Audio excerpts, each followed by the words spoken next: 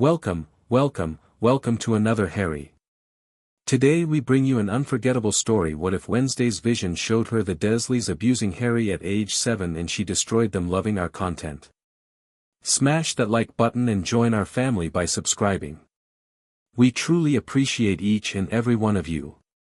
Now, let the story begin. Chapter 1, The Vision. Wanda Maximoff twisted her fingers through the air, crimson energy dancing between them like liquid fire. The Avengers compound was quiet tonight, most of the team was away on missions or personal time. Perfect for experimenting with the full extent of her powers without an audience. Just a little deeper, she muttered to herself, pushing her consciousness outward.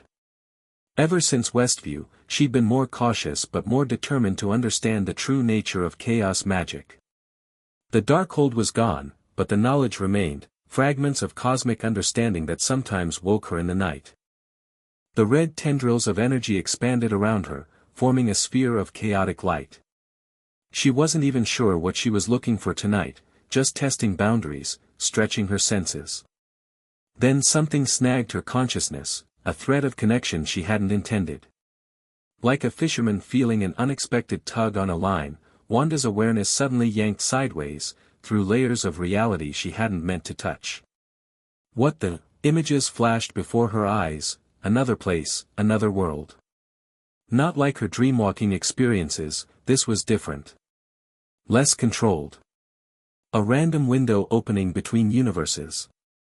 And through that window, she saw a small, dark-haired boy cowering in what looked like a cupboard under stairs. He couldn't be older than 7, skinny to the point of malnourishment, with taped-together glasses and clothes that swallowed his tiny frame. "Boy!" A thunderous voice bellowed, and the cupboard door flew open. A massive man with a purple face and walrus mustache reached in, yanking the child out by his arm. "What did you do to Dudley's television?" "And nothing, Uncle Vernon," the boy stammered, his British accent clear even through his fear. "I was in here the whole time, I swear. Don't lie to me." The man shook him hard enough that Wanda winced. It just exploded when he was watching his program. "More of your FRAKSHNESS. "I didn't," the boy's protest cut short as a meaty hand struck his face, sending his glasses flying. Wanda gasped, her concentration nearly breaking. The vision wobbled but held. 3 weeks in the cupboard. No meals. The walrus man dragged the boy back to the tiny space. "And if anything else strange happens?" He raised his hand again threateningly. The boy curled into himself, a practiced movement of someone who'd learned how to take a blow. His green eyes, startlingly bright, blinked back tears that refused to fall. This wasn't his first beating, Wanda realized with growing horror. Then she noticed something else, a faint, shimmering energy around the boy. Magic. Different from hers, but unmistakable. The child was magical, and these people were punishing him for it. The connection snapped suddenly, leaving Wanda standing alone in the Avengers compound, breathing hard, her hands shaking with rage. Friday, she called to the AI system. "Where's Strange?" "Dr. Strange is currently at the New York Sanctum, Ms. Maximoff. Tell him I'm coming over. It's urgent." Stephen Strange was midway through a complex spell cataloging when the Sanctum's ancient doorbell chimed with an ominous tone that suggested the visitor wasn't in a patient mood. "Wong, are we expecting?" He turned, remembering too late that Wong was in Camartage this week. The doorbell rang again, more insistently. With a sigh, Strange gestured, and the security enchantment showed him Wanda Maximoff standing on his doorstep, arms crossed, a glow of scarlet energy pulsing around her. "This should be interesting," he muttered, releasing the locks with a flick of his wrist. The door swung open. "Wanda. To what do I owe the pleasure at?" He checked his watch, 11:30 at night. "I need information about parallel worlds," she said, walking past him without waiting for an invitation. Strange closed the door, raising an eyebrow. "And hello to you too. Care to be more specific?" "There are infinite parallel worlds." Wanda paced the entrance hall, her energy still crackling around her fingers. I was practicing, extending my senses, and I saw something, someone. A boy being abused by his family. For having magic. Strange's expression shifted from annoyance to concern. You accidentally dreamwalked? No, not like that. I wasn't in anyone's body. Just watching, like through a window. But it was real, Stephen. Happening right now. Sit down, Strange gestured toward the study. Tell me exactly what you saw. 10 minutes later, Strange was leafing through an ancient text, brow furrowed. Based on your description, British, Hidden Magic Society, the boy's age and appearance, I think I know which reality you glimpsed. He turned the book toward her, showing an illustration of a cosmic map with various realities marked. Earth wizarding. One of the more unusual variants. Magic there works differently than ours, wands, incantations, potions. Less raw power, more structured rules. What about the boy? Wanda leaned forward. If he's who I think he is. Strange hesitated. There's a child in that world who's significant to their history. Harry Potter. Orphaned as a baby when a dark wizard killed his parents but somehow couldn't kill him. He's something of a legend there. And they left this legendary child with abusive monsters. Wanda's eyes flashed red.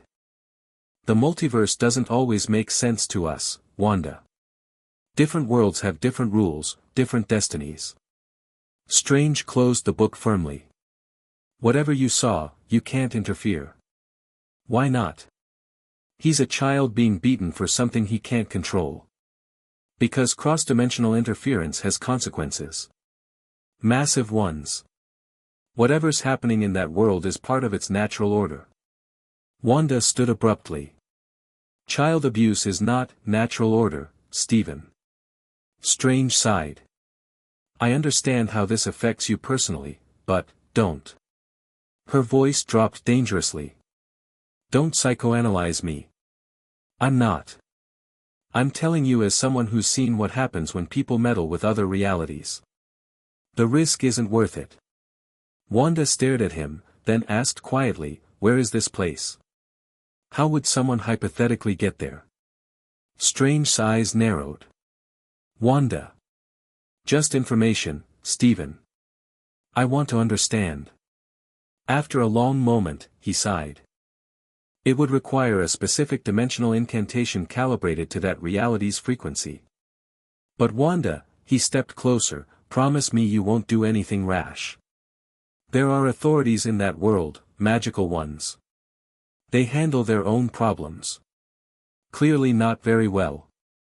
She turned toward the door. Thanks for the information. Wanda. Strange called after her.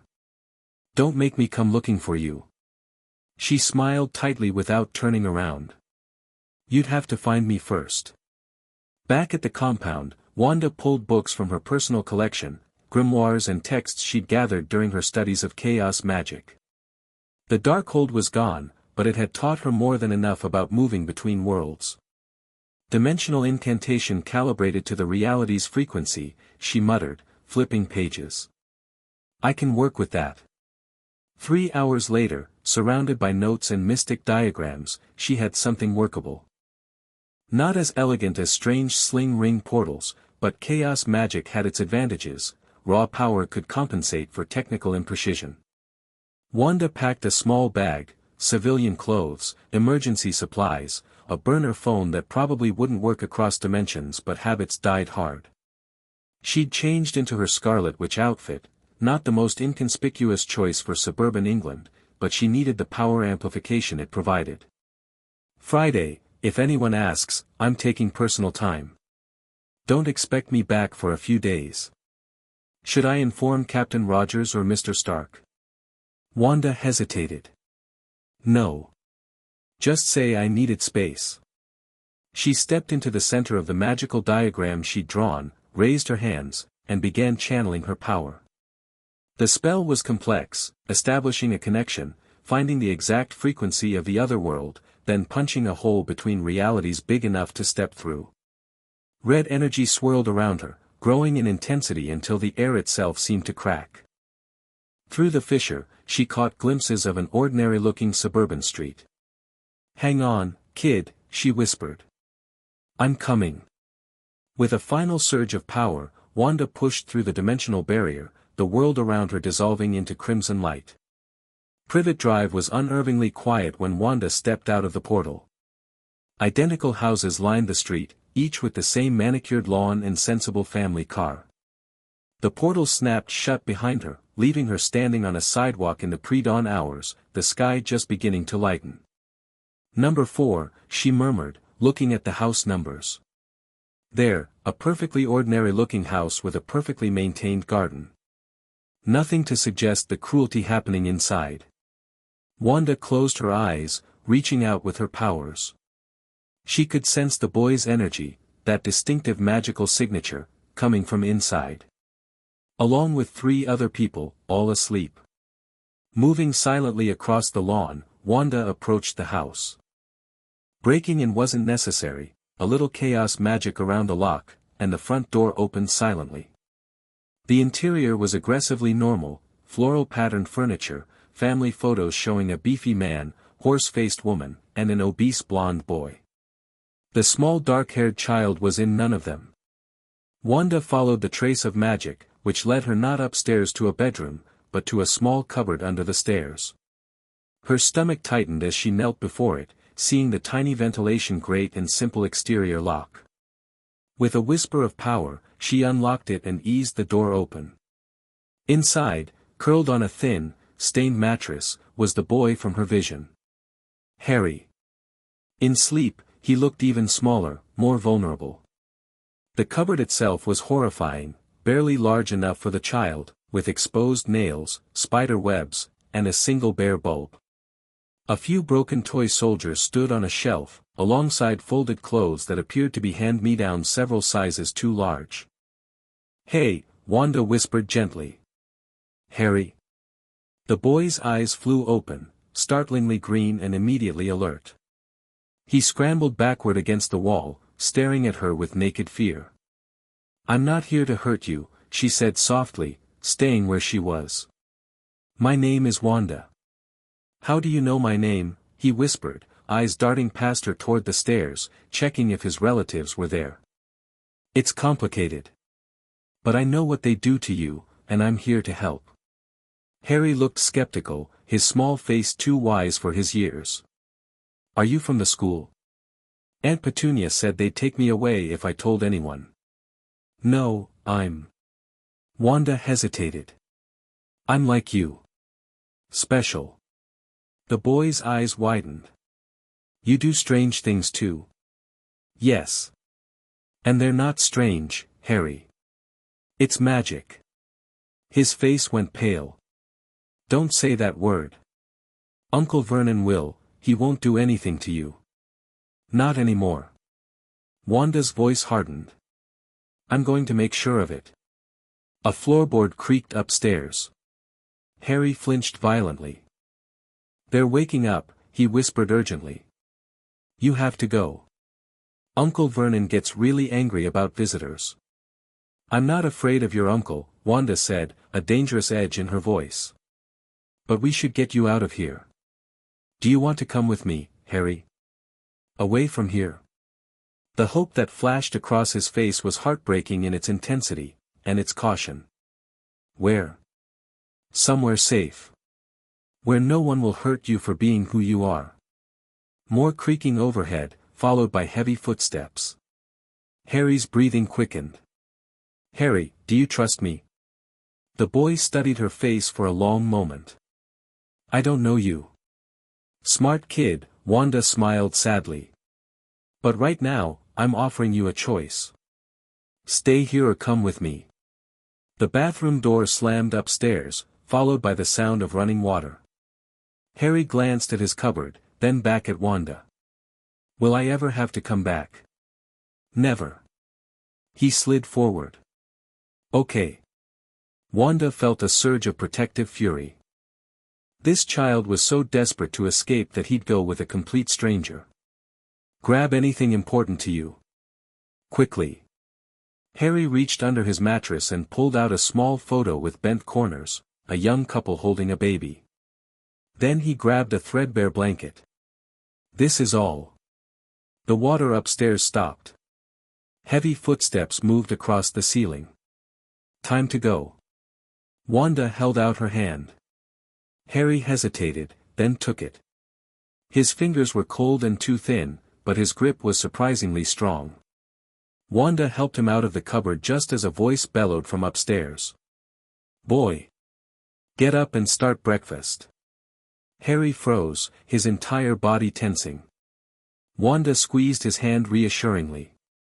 It's okay. You don't have to answer. Footsteps thundered down the stairs, and suddenly there he was, Vernon Dursley, exactly as Wanda had seen in her vision.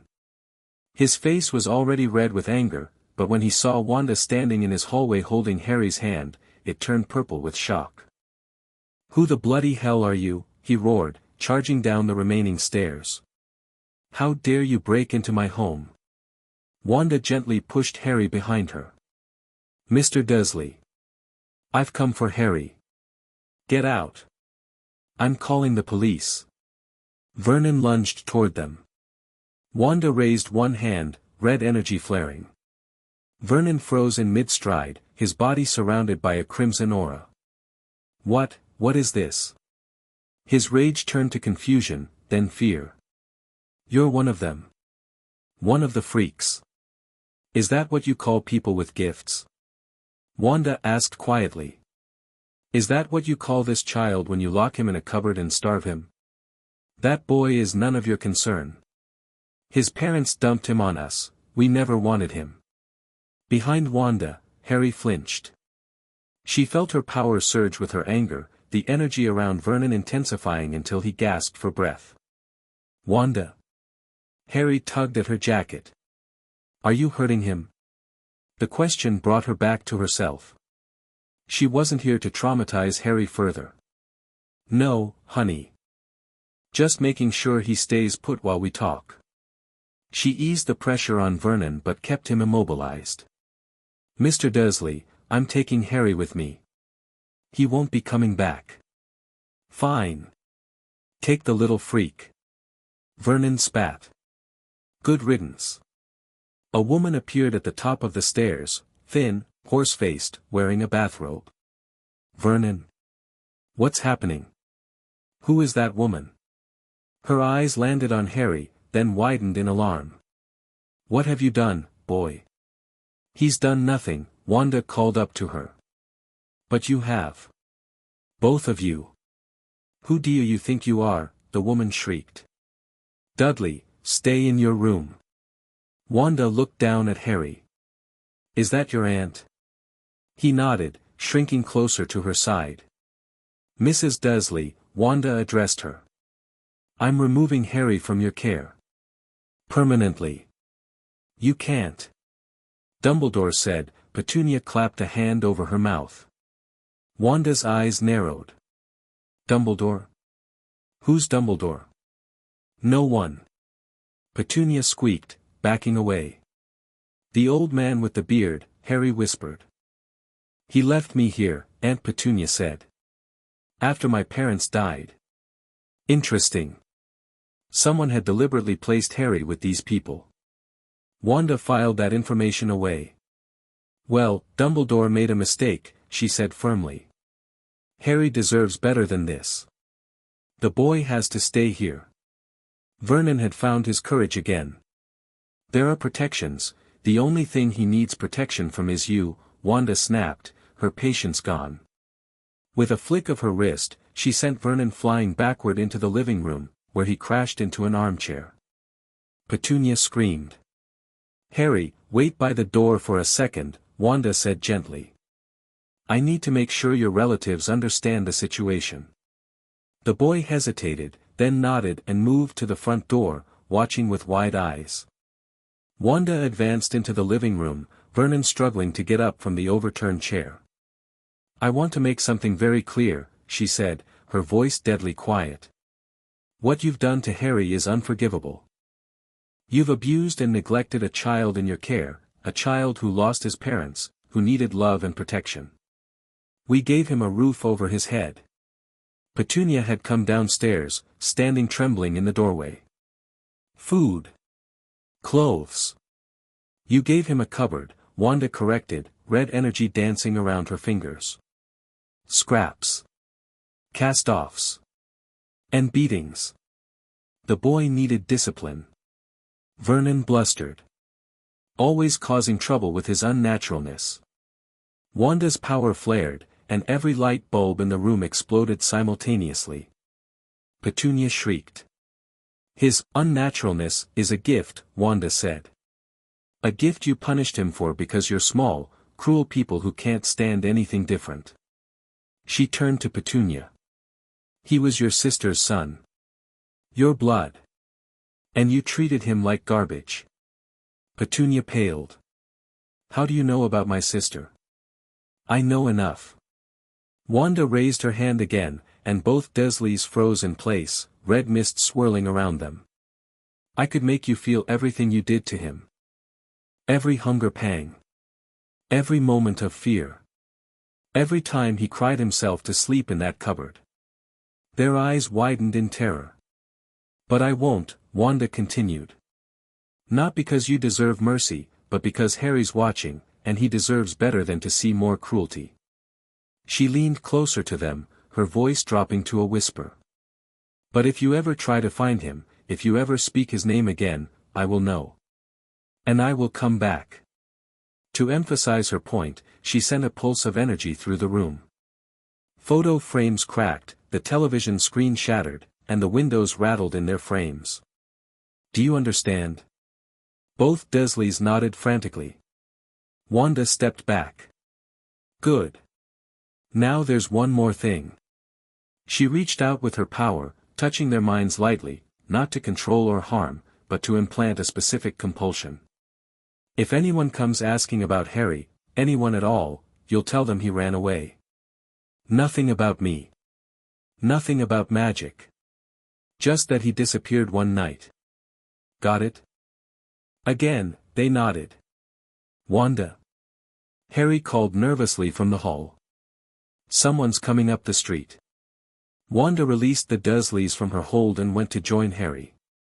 Through the front window, she saw an elderly woman walking a cat on a leash, looking suspiciously toward the house. Time to go, she said, taking Harry's hand again. Is there anything else you need from here? Harry shook his head. Just. He looked back toward the cupboard uncertainly. What is it? My school stuff. For when school starts again in September. The simple, practical concern of a child amidst all this chaos almost broke Wanda's heart. You won't need those old things. We'll get you new ones. Harry's eyes widened. New? Really? Really? Wanda opened the front door. Come on. As they stepped outside, a commotion started inside the house, Vernon shouting, Petunia wailing, something breaking. Wanda quickened their pace across the lawn. Where are we going? Harry asked, half jogging to keep up with her longer strides. Somewhere they can't find you. But first, Wanda spotted a small park at the end of the street. Let's get away from this neighborhood. They walked quickly, Harry stealing glances back at number 4 as if expecting his uncle to come charging after them. The elderly woman with the cat was now standing in her driveway, watching them intently. Who's that? Wanda asked quietly. Mrs. Fig. She watches me sometimes when the Dursleys go out. She has loads of cats and her house smells funny. Just a nosy neighbor, then. Still, Wanda didn't slow until they reached the park, which was empty in the early morning hour. Harry, she said, kneeling to his level once they were safely among the trees. I need to be honest with you. This is going to sound very strange. The boy looked at her with those uncanny green eyes. You can do magic. That's already strange. Wanda smiled. True. But there's more to it. I'm not. From around here. Are you American? You sound a bit like the people on TV. I am, but that's not what I meant. She considered how to explain dimensional travel to a 7-year-old. I'm from a different world. A parallel world, where things are similar but different. Harry frowned. Like aliens? No, not aliens. Just, a different Earth.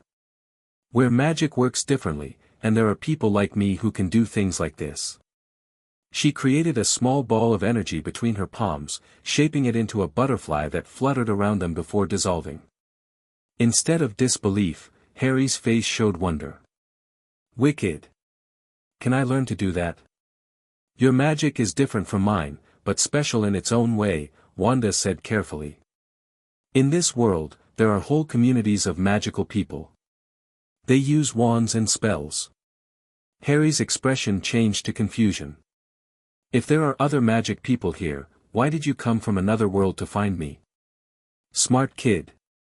Because I saw you, Harry. Through a kind of window between worlds. I saw what your uncle did to you, and I couldn't just watch. You saw. His face fell, shame coloring his cheeks. When Uncle Vernon hit me? Yes. And it made me very angry. No one should treat a child that way, especially not for something they can't control. Harry stared at his shoes. I try not to do freaky things.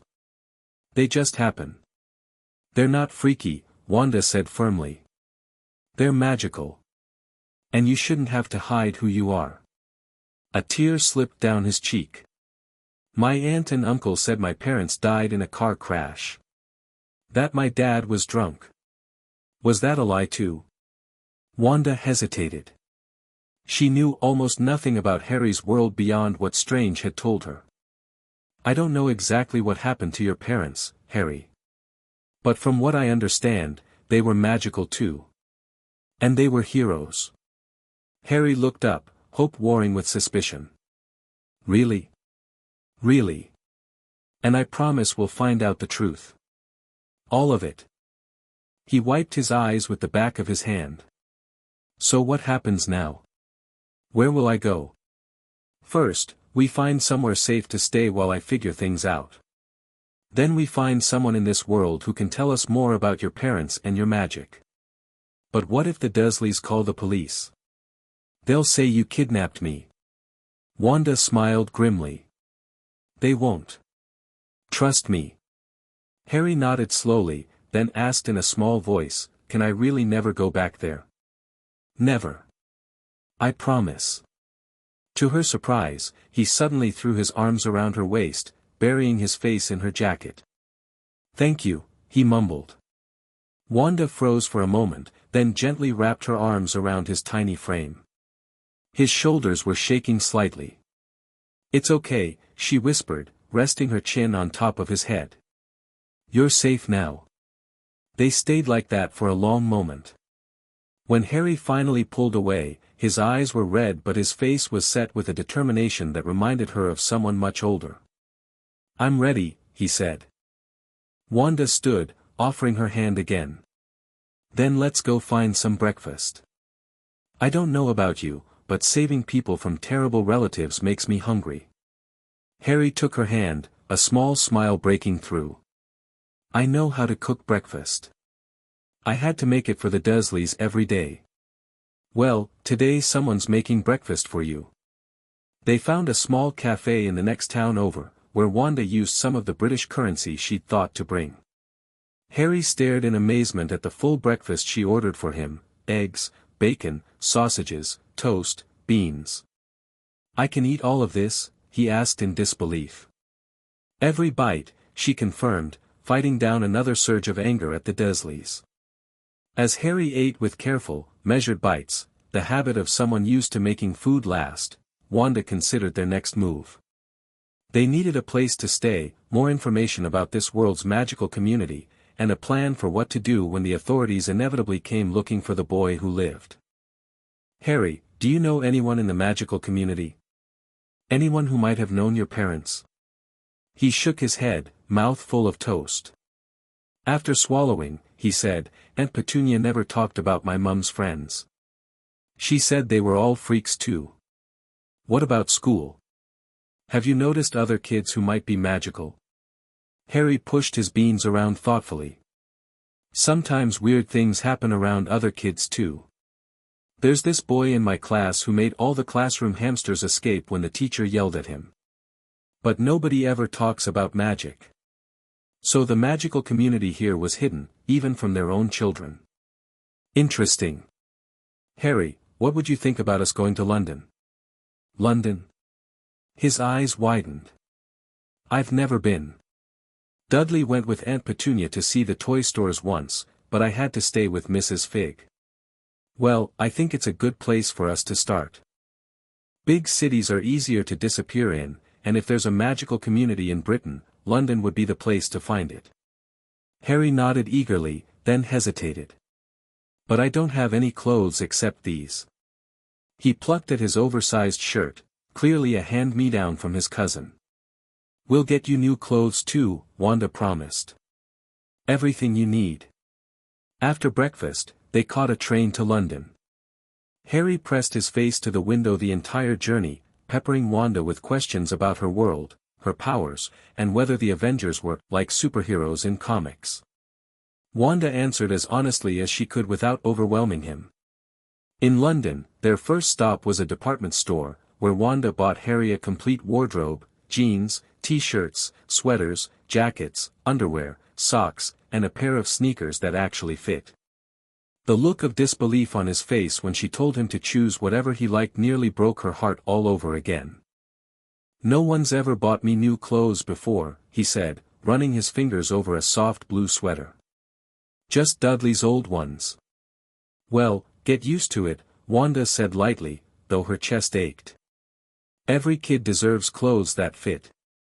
After shopping, they found a modest but clean hotel near Paddington Station, paying cash for a room with twin beds. Harry explored every corner of the room with excitement, especially fascinated by the television remote and the tiny bottles of shampoo. "Can I take a shower?" he asked tentatively. "Aunt Petunia only let me have one twice a week, for 5 minutes." "Of course. Take as long as you want." While Harry showered, Wanda sat on her bed, thinking. Strange would be furious when he discovered she'd crossed dimensions. The Avengers would worry. And in this world, someone had placed Harry with those awful people for a reason, someone named Dumbledore. Were they looking for him already? The bathroom door opened, and Harry emerged in new pajamas, his wet hair sticking up in all directions, a tentative smile on his face. "Feel better?" Wanda asked. He nodded, climbing onto his bed. "This is the softest bed I've ever felt. Get some rest. We've had a big day." Harry laid down, then sat up again suddenly. "Wanda, will you still be here when I wake up? This isn't a dream, right?" The naked vulnerability in his question made her throat tight. "It's not a dream, Harry. I'll be right here." He nodded, looking relieved, and settled back down. Within minutes, he was asleep, his small chest rising and falling steadily. Wanda watched him for a while, this child from another world who had somehow become her responsibility. She hadn't planned this, hadn't thought beyond getting him away from his abusers. But looking at him now, she knew she couldn't leave him until she was certain he'd be safe and loved. Whatever it took, whatever came next, she would protect Harry Potter. The next morning, Wanda woke to find Harry already up, sitting cross-legged on his bed, reading the hotel information booklet with intense concentration. "Morning," she yawned. "Sleep okay?" He nodded vigorously. "Best ever. And guess what? There's breakfast downstairs. It says so right here." His enthusiasm over simple comforts was both endearing and heartbreaking. "Then let's get dressed and check it out." Over breakfast in the hotel dining room, Wanda noticed Harry watching other families, parents helping children cut food, siblings squabbling over juice, normal family interactions that he'd never experienced. "What are you thinking?" she asked gently. He shrugged, poking at his scrambled eggs. Just wondering what happens next. Will I go to an orphanage? No, Wanda said firmly. Absolutely not. I'm going to make sure you go somewhere good. With people who care about you. Could I? He hesitated, then blurted out, could I stay with you? Wanda wasn't prepared for the question, or for how much it affected her. Harry, I know you're from another world, he rushed on. But maybe I could go there with you. I wouldn't be any trouble. I'm good at being quiet and I can do chores and, Harry, she interrupted gently. It's not about whether you'd be trouble. You wouldn't be. But my world has its own dangers. And you belong here, this is where your parents lived, where there are other people like you. His face fell. Oh. But that doesn't mean I'm abandoning you, she added quickly. I'm going to stay until we find the right place for you. With good people who will love you and help you learn about your magic. Harry looked unconvinced but nodded. After breakfast, they set out to explore London, Wanda keeping a watchful eye for anything unusual that might indicate magical presence. Harry was wide-eyed at everything, the double-decker buses, the street performers in Covent Garden, the massive toy store they visited just so he could experience what his cousin had. By mid-afternoon, they were in central London, walking down Charing Cross Road, when Harry suddenly stopped. What is it? Wanda asked. Harry was frowning at a space between a bookshop and a record store. Don't you see it? The weird pub. Wanda looked where he was pointing and saw, nothing unusual. Just the two shops side by side. What pub, Harry? Right there. He pointed more emphatically. The Leaky Cauldron. It's all dark and old-looking. Interesting. I can't see it, Harry. But I think that means it's magical. In my world, some magical places are hidden from regular people. Harry's eyes widened. So it's like, invisible to non-magic people. Wicked. But why can you see me do magic but not see the pub? Good question. Maybe because I have my own kind of magic, but it's different from yours. Wanda studied the space again. Do you want to check it out? Harry hesitated. What if there are bad wizards inside? Then I'll protect you, Wanda said simply. But this might be our best chance to learn more about the magical world here. Harry nodded, squaring his small shoulders. Okay. Let's go. He led the way to what appeared to Wanda as a solid wall, then disappeared before her eyes. She blinked, disoriented, then reached out with her power. There, a shimmer of energy, a fold in reality.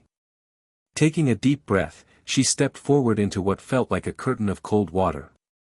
Suddenly, she was inside a dimly lit, ancient-looking tavern. Harry stood beside her, watching her reaction with fascination. You disappeared for a second, he whispered. Then popped back. Wanda looked around, taking in the strange sight. The pub was filled with people in robes and pointed hats, drinking from pewter tankards. A fire crackled in a stone hearth, and several patrons were reading newspapers with moving pictures. Well, she murmured to Harry, I think we found the magical world.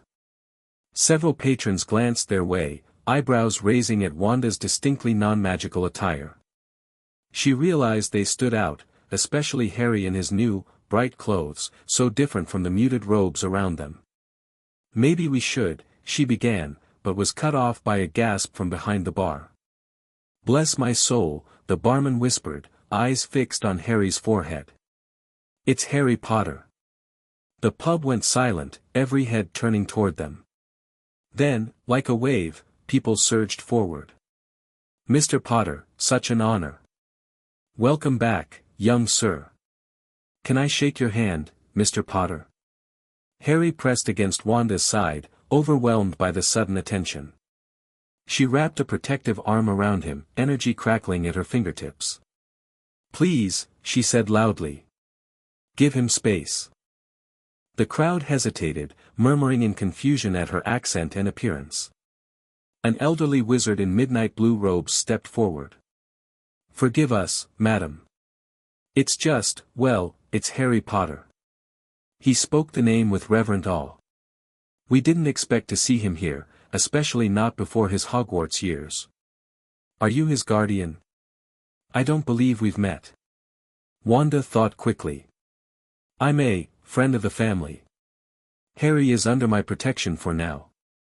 The wizard looked suspicious. Indeed. And where are the muggles he usually stays with? Not here, Wanda said firmly. And not relevant. More murmuring. Harry tugged at her jacket. Wanda, he whispered. They all know me. How do they know me? The elderly wizard overheard. My dear boy, everyone knows you. You're the boy who lived. The only person ever to survive the killing curse. You defeated you-know-who when you were just a baby. Harry stared at him blankly. I did what? Who's you-know-who? The pub fell silent again, this time in shocked disbelief. He doesn't know, someone whispered. The boy doesn't know his own story. The barman approached cautiously. Mr. Potter, perhaps you and your friend would be more comfortable in a private room? People will keep coming in, and, well. He gestured at the growing crowd of curious onlookers. Wanda nodded gratefully. That would be helpful, thank you. As the barman led them toward a back room, a hush followed them. Harry, looking thoroughly confused and overwhelmed, gripped Wanda's hand tightly. Once they were alone in a small parlor with a fire and comfortable chairs, Wanda knelt in front of Harry. Are you okay? He shook his head, eyes wide. Why do they all know me? What were they talking about, killing curses and defeating someone? I don't know exactly, Wanda admitted. But it seems like you're famous in the magical world. Remember I told you your parents were heroes? It sounds like you are too, somehow. But I don't remember doing anything special. His voice trembled slightly. You were just a baby, according to that man. Wanda squeezed his shoulders reassuringly. Look, this is good, in a way. It means we can find people who knew your parents, who can tell you the truth about what happened. A knock at the door interrupted them. The barman entered carrying 2 mugs of hot chocolate. Thought the young sir might like something sweet, he said, placing them on a small table. Tom's the name, by the way. I own the leaky cauldron. Thank you, Tom, Wanda said. I'm Wanda, and this is Harry, but you know that already. Tom nodded, looking curiously between them. Begging your pardon, but, are you a muggle, miss? Only, the way you're dressed. A muggle? Non-magical folk, Tom explained, looking even more confused. But you must be a witch if you could see the cauldron. I have magic, Wanda said carefully. But I'm not from around here. Tom's eyebrows rose. Foreign witch, are you? American by the sound? Something like that. Tom seemed to accept this, turning his attention to Harry. And young Mr. Potter here, if you don't mind my asking, why isn't he with his muggle relatives? There's been quite a fuss about keeping him safe, from what I hear. Harry wasn't safe with them, Wanda said firmly. They were hurting him. Tom's friendly expression shifted to shock, then anger. Hurting him? Harry Potter? That can't be right. Dumbledore himself arranged. Dumbledore again, Wanda interrupted. Who exactly is Dumbledore, and why did he place Harry with abusive relatives? Tom looked scandalized. Albus Dumbledore is the greatest wizard of our age. Headmaster of Hogwarts. He defeated Grindelwald and stood against you-know-who. If he placed young Harry with muggles, he must have had his reasons. Well, his reasons led to a 7-year-old being locked in a cupboard and starved, Wanda said coldly. Tom paled. That can't be. Not Harry Potter. It's true, Harry said quietly, speaking up for the first time. They hated me. Because I could do magic, I guess. Called me a freak. Tom looked horrified. But that's barbaric. A magical child treated like that by muggles. Yes, it is, Wanda agreed. Which is why Harry is with me now. But Dumbledore will be looking for him, Tom said anxiously. And the Ministry. They'll want to know he's safe. He is safe. With me. Tom hesitated, then nodded slowly. I see. Well, what can I do to help? You'll need a place to stay, I expect. Wanda considered. The hotel was comfortable but expensive, and not connected to the magical world. Do you have rooms available here? For Harry Potter? Always. Tom smiled warmly at Harry.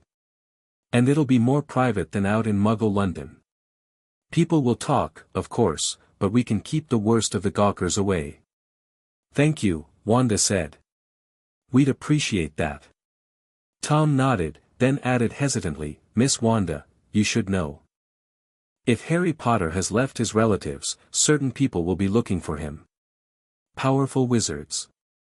Let them look, Wanda said simply. I'm not exactly powerless myself.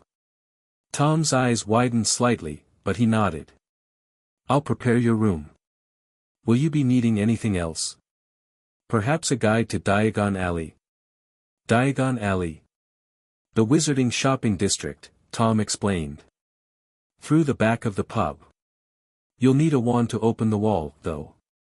I can help with that. That would be great, thank you.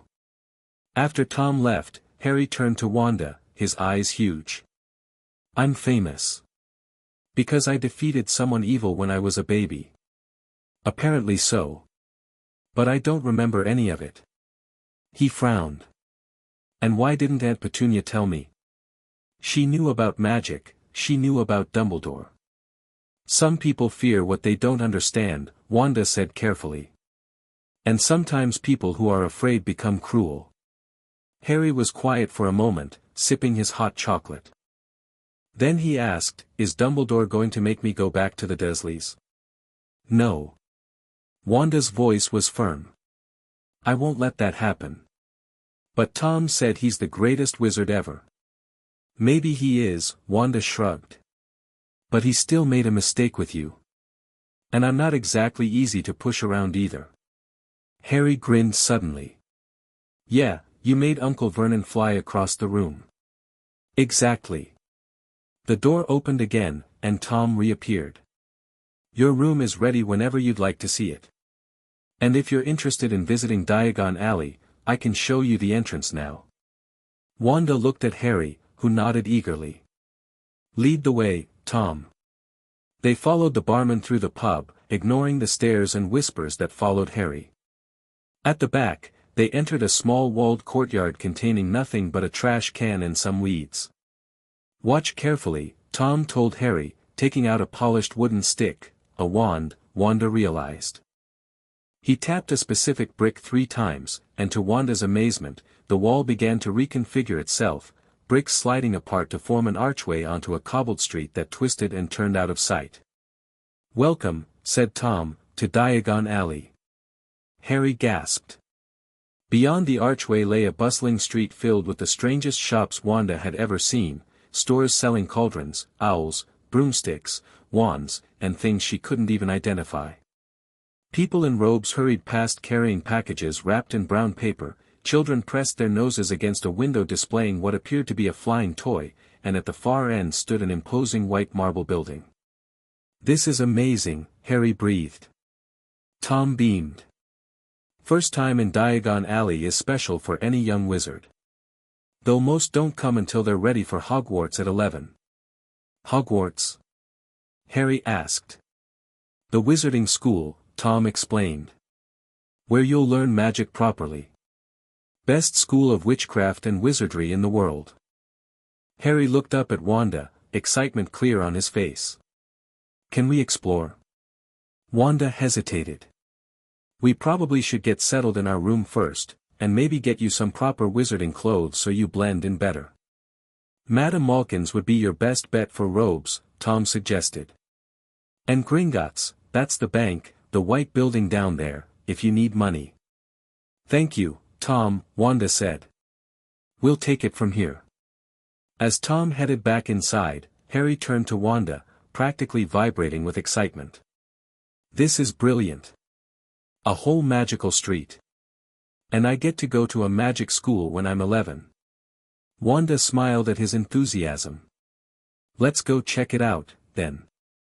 They walked down the alley, Harry pointing out everything that caught his eye, a store with racing brooms in the window, another with barrels of strange slimy substances outside, a magical menagerie full of owls, cats, and creatures Wanda had never seen before. People continued to stare and whisper as they passed. Some pointed at Harry's forehead, where a lightning bolt scar was just visible through his messy hair. Why do they keep looking at my scar? Harry asked. I'm not sure, Wanda admitted. But it seems to be part of why they recognize you.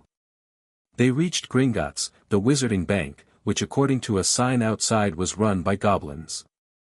Wanda paused, considering their financial situation. She had brought some cash and emergency credit cards, but nothing that would work in the wizarding world. Harry, she said thoughtfully, if you're famous here, and your parents were magical, do you think they might have left you money? Harry looked startled. I never thought about it. The Dursleys always said they spent loads of money on me, but I know that wasn't true. Let's find out. Inside Gringotts, they were met with an extraordinary sight, dozens of small, clever-looking creatures with pointed features working at high desks. The goblins, Wanda presumed. She approached one cautiously. Excuse me. We'd like to inquire about Harry Potter's account. The goblin peered down at them, eyes narrowing when they landed on Harry. Does Mr. Potter have his key? No, Wanda admitted. We don't. The goblin's expression soured. No key, no vault access. Bank policy. But surely there's a way to verify his identity? Wanda pressed. He's quite recognizable. The goblin considered this, then called over another goblin in rapid, harsh language. After a brief consultation, he turned back to them. Griphook will take you to the identification office. Blood verification is possible, but costs 5 galleons. We'll pay from Harry's account, if he has one, Wanda said firmly. The second goblin, Griphook, led them down a marble hallway to a small office, where an older goblin sat behind a desk covered in strange instruments. Potter Vault Inquiry, no key, Griphook explained briefly before leaving. The older goblin studied them suspiciously. I am Bloodclaw, Inheritance Manager. Who might you be, madam, claiming to represent Mr. Potter? My name is Wanda Maximoff. I'm Harry's temporary guardian. Temporary guardian? Bloodclaw repeated skeptically. Our records indicate Mr. Potter's guardianship rests with his Muggle relatives. That situation has changed, Wanda said firmly. They were abusing him. Bloodclaw's expression didn't change, but he turned his attention to Harry. Young sir, is this true? Harry nodded. They kept me in a cupboard. And didn't feed me properly. And my uncle hit me. Something flashed in the goblin's eyes, anger, perhaps. I see. Most irregular. The magical guardian should have been monitoring this situation. Magical guardian? Wanda asked sharply. Who is Harry's magical guardian? Albus Dumbledore, naturally, Bloodclaw replied. As chief warlock, he took guardianship when the Potters died and placed Mr. Potter with his Muggle relatives. There was that name again. Dumbledore. The man who'd left Harry with abusers and apparently never checked on him. Well, regardless of what your records say, Harry is with me now, Wanda stated. And we'd like to access his vault, if he has one. Bloodclaw studied them for a long moment, then reached for a small silver dagger and a piece of parchment. Blood verification is required. 3 drops on the parchment, Mr. Potter. Wanda tensed. Is that safe? Perfectly standard procedure, Bloodclaw assured her. The dagger is enchanted, the cut heals instantly. Harry looked at Wanda uncertainly. She nodded reassuringly, though she kept her power ready just in case. The goblin pricked Harry's finger, and 3 drops of blood fell onto the parchment. Immediately, words began to form: Harry James Potter born, July 31st, 1980 parents, James Potter, deceased, Lily Potter née Evans, deceased, heir to, the most ancient and noble house of Potter. Below this appeared a list of vaults and properties that made Wanda's eyebrows rise. As you can see, Bloodclaw said, Mr. Potter's identity is confirmed. He is indeed the Potter heir and entitled to access his trust vault, which was established by his parents for his pre-majority years. The family vault and properties will become accessible when he reaches magical majority at 17. So he has money? Wanda asked directly. The Potter family was quite wealthy, Bloodclaw confirmed. The trust vault contains more than enough to see Mr. Potter through his Hogwarts years with all expenses covered. Harry was staring at the parchment in shock. I'm rich. Quite well off, yes, Bloodclaw said. Now, as to the matter of access without a key. I can issue a temporary withdrawal slip for today, but for ongoing access, we'll need to address the guardianship situation. What do you mean? Wanda asked cautiously. Bloodclaw steepled his long fingers.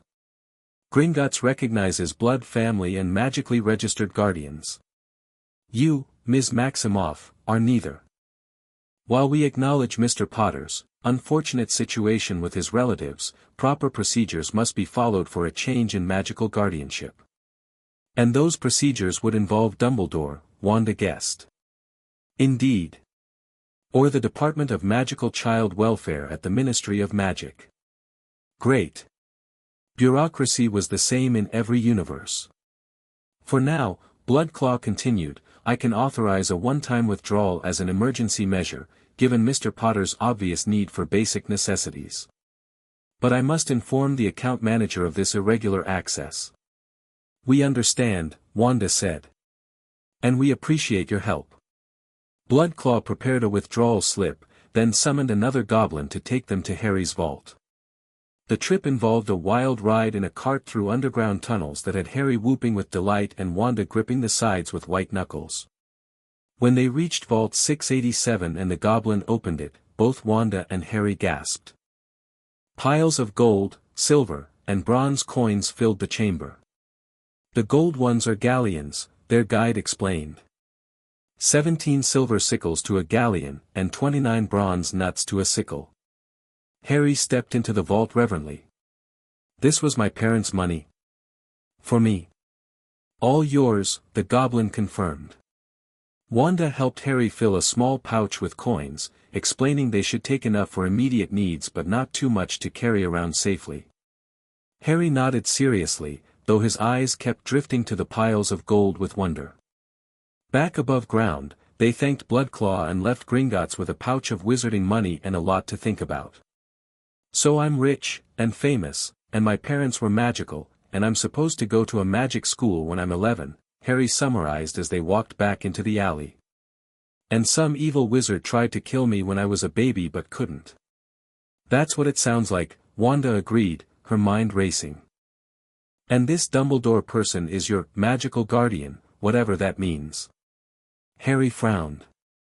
If he's my guardian, why did he leave me with the Dursleys? Why didn't he check if they were treating me right? That, Wanda said grimly, is exactly what I'd like to ask him. They spent the next few hours exploring Diagon Alley. At Madame Malkin's, they purchased several sets of wizarding robes for Harry, who admired himself in the mirror with delight. They visited Flourish and Blott's bookstore, where Wanda selected basic texts on wizarding history and magical theory, hoping to learn more about this world. In each shop, the reaction was the same, initial shock at seeing Harry Potter, followed by excited whispers and stares.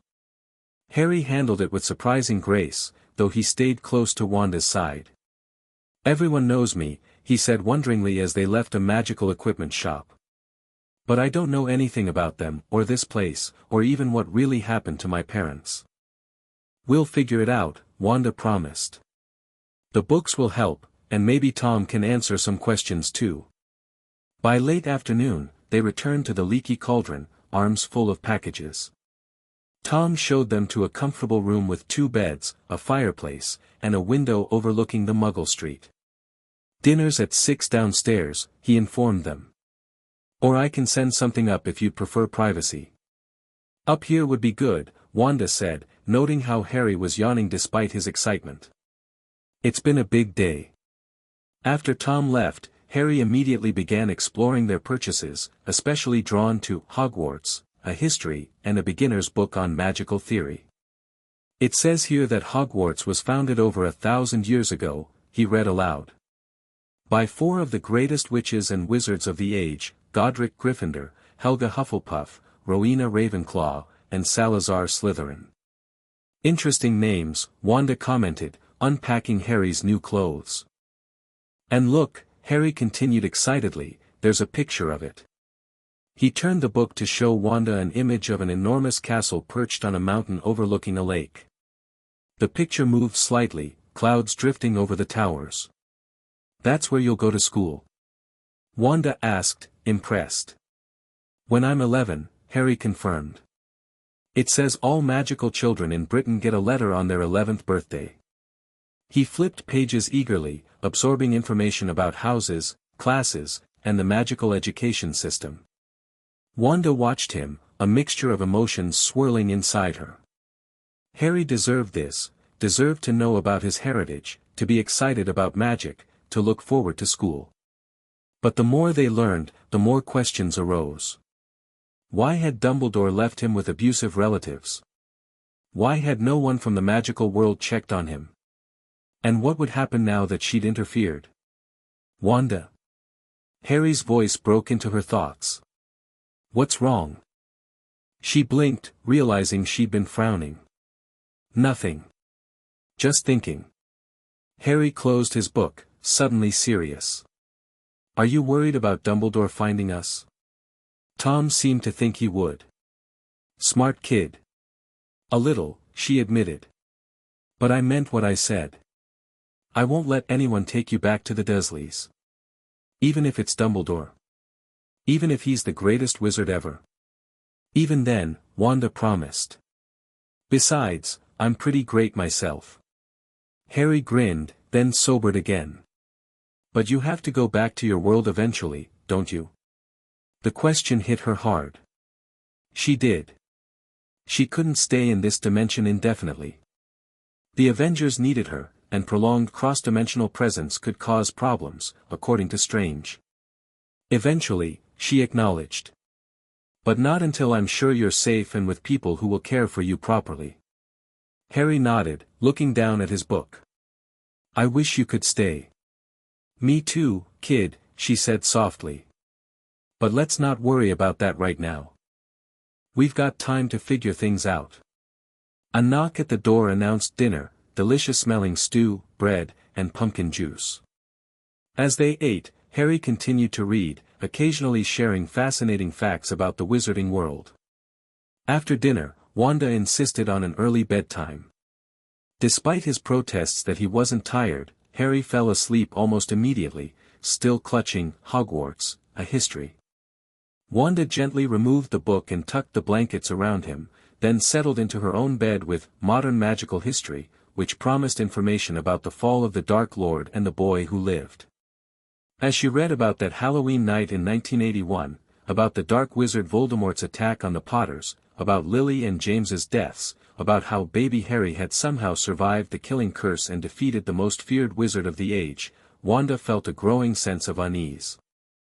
This child sleeping peacefully across from her wasn't just famous, he was a symbol, a savior figure in this world. People had expectations of him. Dark forces had reason to fear him. And someone, Dumbledore, had thought it necessary to hide him away from all this, even at the cost of his happiness and safety. "What have I walked into?" Wanda whispered to herself, watching Harry's chest rise and fall. The book provided no answers, only more questions. But one thing was clear, Harry Potter wasn't just any magical child. And by taking him, Wanda had likely set major events in motion. She sighed, closing the book. Tomorrow, They would need to make plans, decide on their next steps. But for tonight, at least, Harry was safe, fed, and sleeping in a real bed instead of a cupboard. For now, that had to be enough. Wanda woke suddenly in the darkened room, her power flaring instinctively. Something had disturbed her, a sound, a presence. "Harry," she whispered, glancing toward his bed. He was still there, sleeping soundly. But they weren't alone.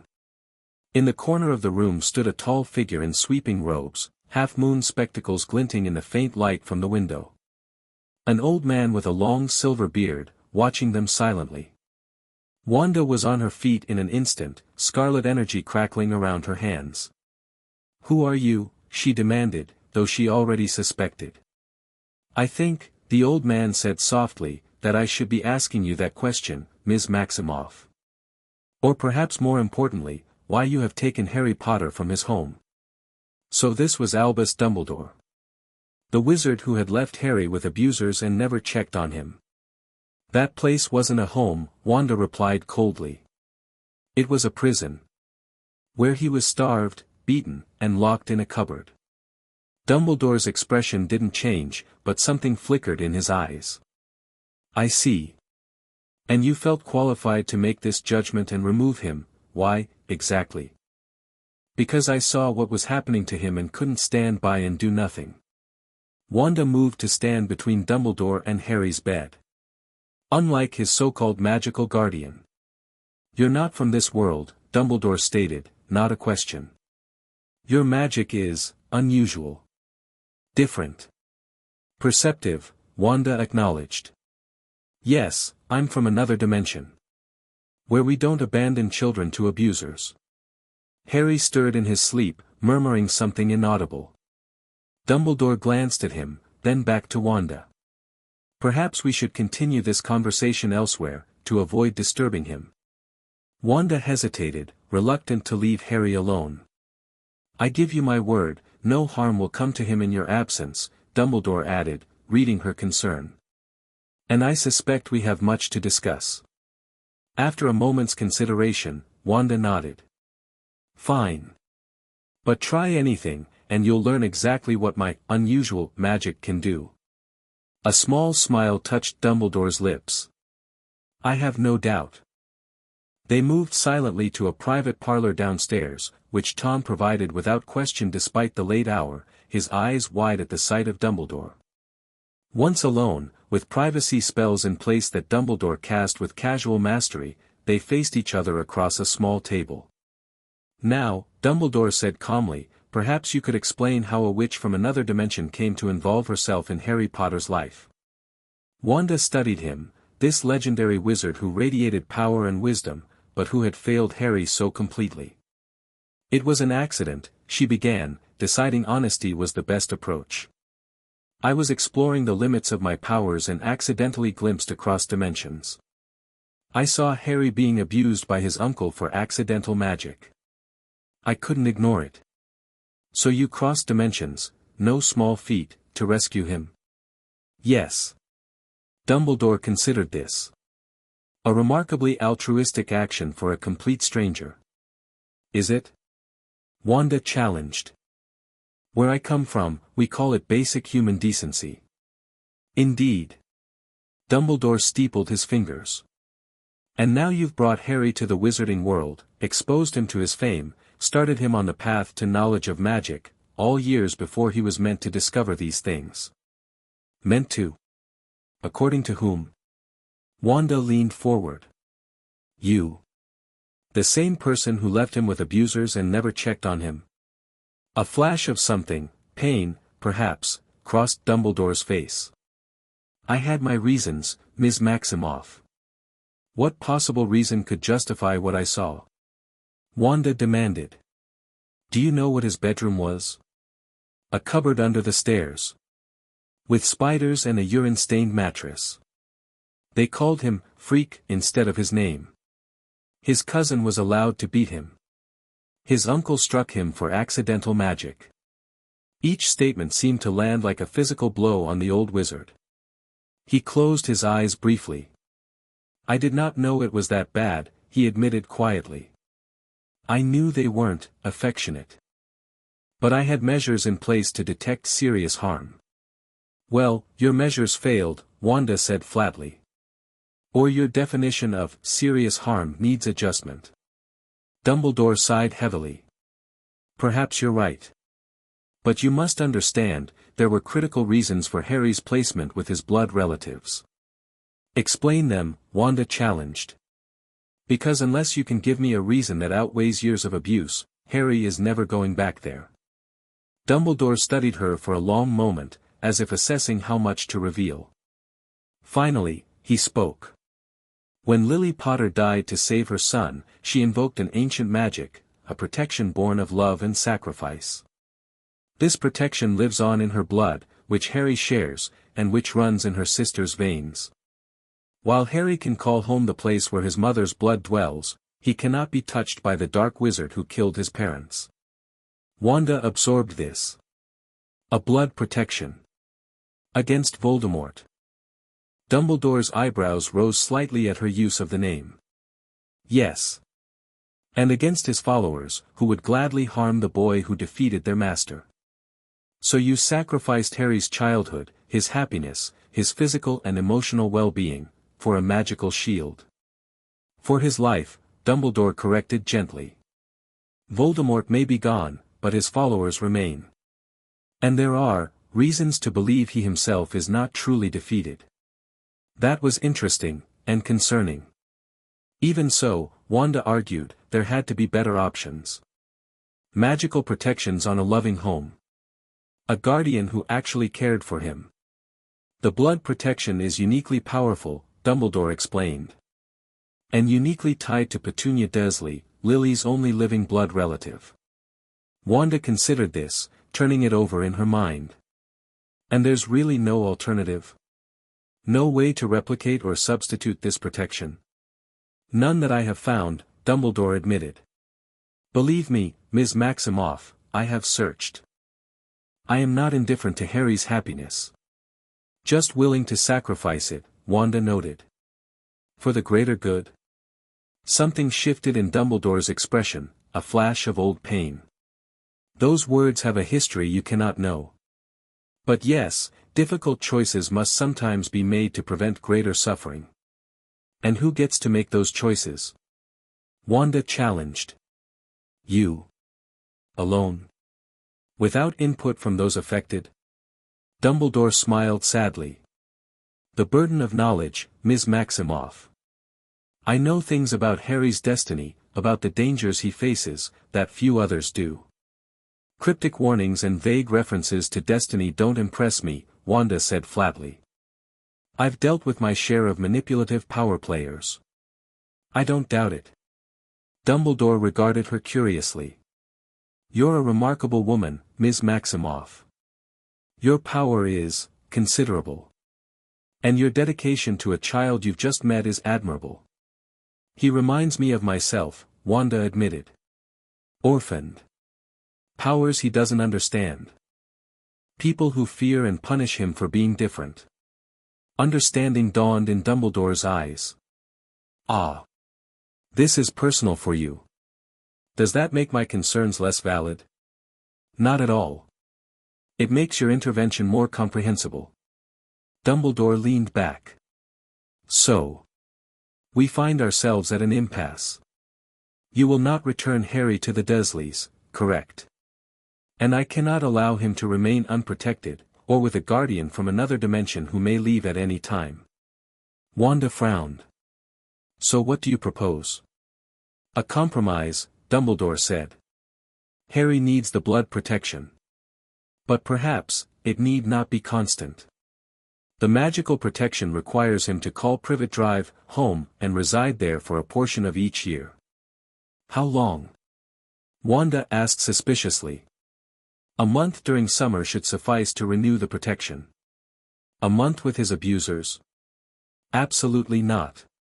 With significant changes to his treatment, Dumbledore clarified. I would personally ensure the Dursleys understand the consequences of mistreating him again. Magical monitoring. Regular checks. The things you should have done years ago, Wanda noted acidly. Dumbledore inclined his head, accepting the rebuke. Indeed. And the rest of the year? That is where we must find agreement, Dumbledore said. Harry should be with a wizarding family who can guide him, protect him, and prepare him for Hogwarts.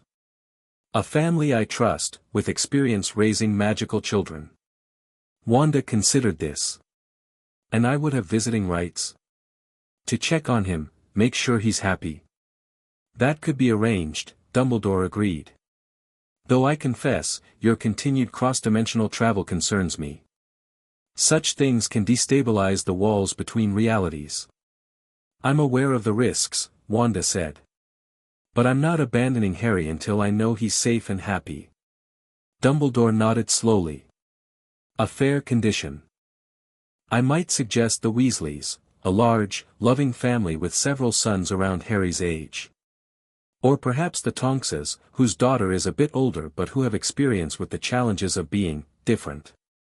Harry should have a say, Wanda insisted. He's had enough decisions made for him without his input. Of course, Dumbledore agreed. Though I must insist on one condition of my own. Wanda raised an eyebrow. Which is? Harry's fame is a burden he will have to bear eventually, but he is still young. I would prefer he return to a degree of anonymity until he attends Hogwarts. A chance to be a child, not a legend. That was actually reasonable. I agree. But he should still learn about magic, about his heritage. Certainly. In a controlled, age-appropriate manner. Wanda studied the old wizard, trying to read his true intentions.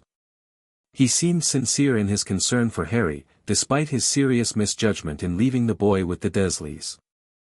Why did you never check on him? She asked suddenly. In person? Dumbledore sighed. A fair question. I had monitoring charms, reports from a squib neighbor, Mrs. Fig, and occasional updates from others who kept watch from a distance. But I did not visit, no.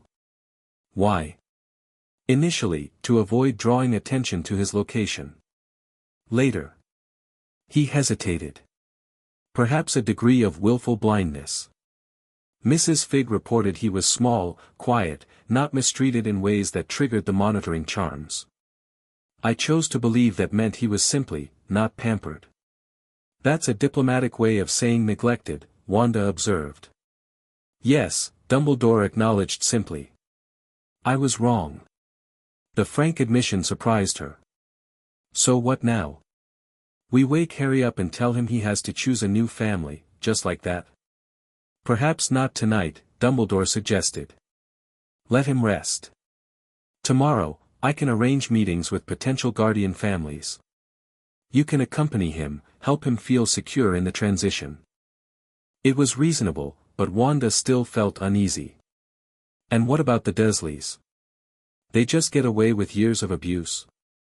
Something steely glinted in Dumbledore's eyes. I assure you, Ms. Maximoff, they will face consequences. Not public ones, that would endanger Harry, but they will understand the gravity of their actions. Wanda wasn't entirely satisfied with that, but she nodded. Fine. Tomorrow we meet these families. But if Harry isn't comfortable with any of them, we find alternatives. And the Dursley visits are non-negotiable until I'm convinced they're safe for him. Agreed. Dumbledore rose. You've done a remarkable thing, Ms. Maximoff, crossing dimensions to help a child you didn't know. Many would not have bothered. Maybe that's the problem with your world, Wanda replied, standing as well. Too many people not bothering when they see a child suffering. Dumbledore's smile was sad. Perhaps that is a universal failing, not limited to any one world. With that somber observation, he bid her good night and departed, leaving Wanda to return to their room, where Harry still slept peacefully, unaware of the decisions being made about his future. Chapter 2, Worlds Collide. The Ministry of Magic erupted into chaos that morning. Magical detectors had gone haywire overnight, registering an unprecedented surge of unknown magic in Surrey, specifically, Little Whinging. Coincidentally, Harry Potter had vanished. This is a complete disaster. Minister Fudge paced his office, his lime-green bowler hat clutched in white-knuckled hands. The boy who lived, missing. And what in Merlin's name was that magical signature? Nothing in our records matches it. Amelia Bones, head of the Department of Magical Law Enforcement, remained calm as ever. We have orders investigating Privet Drive now, Minister. The Muggle relatives claim the boy simply ran away. Ran away? At 7 years old? Preposterous. Fudge sputtered. Albus Dumbledore sat quietly in the corner, observing the minister's panic with measured patience.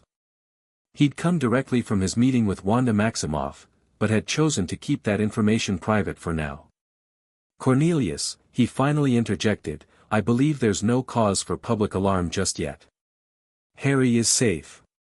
Both Fudge and Amelia turned to him sharply. You know where he is? Fudge demanded. Why didn't you say so immediately? Because the situation is complex, Dumbledore replied carefully. Harry has indeed left his relative's home, but he is under magical protection. Whose protection? Amelia asked, her monocle glinting. And why wasn't the ministry informed? The circumstances evolved rather quickly, Dumbledore said. I'm handling the matter personally. That's not good enough, Albus. Fudge slammed his fist down. The ministry must be involved. This is Harry Potter we're talking about. Indeed, Dumbledore agreed mildly. Which is precisely why discretion is paramount. I suggest we avoid a public spectacle that would only put the boy at greater risk. Risk from what, exactly? Amelia pressed. The Death Eaters have been inactive for years. Nevertheless, Dumbledore said firmly, I recommend patience. Give me 48 hours to resolve the situation. Fudge and Amelia exchanged looks. 24, Fudge countered. Then I'm sending in a full Auror squad and alerting the Daily Prophet. Dumbledore sighed. As you wish, Minister.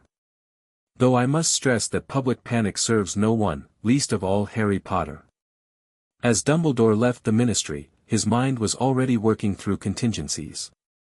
Wanda Maximoff was unlike any which he'd ever encountered, her power raw and unfamiliar, her determination fierce.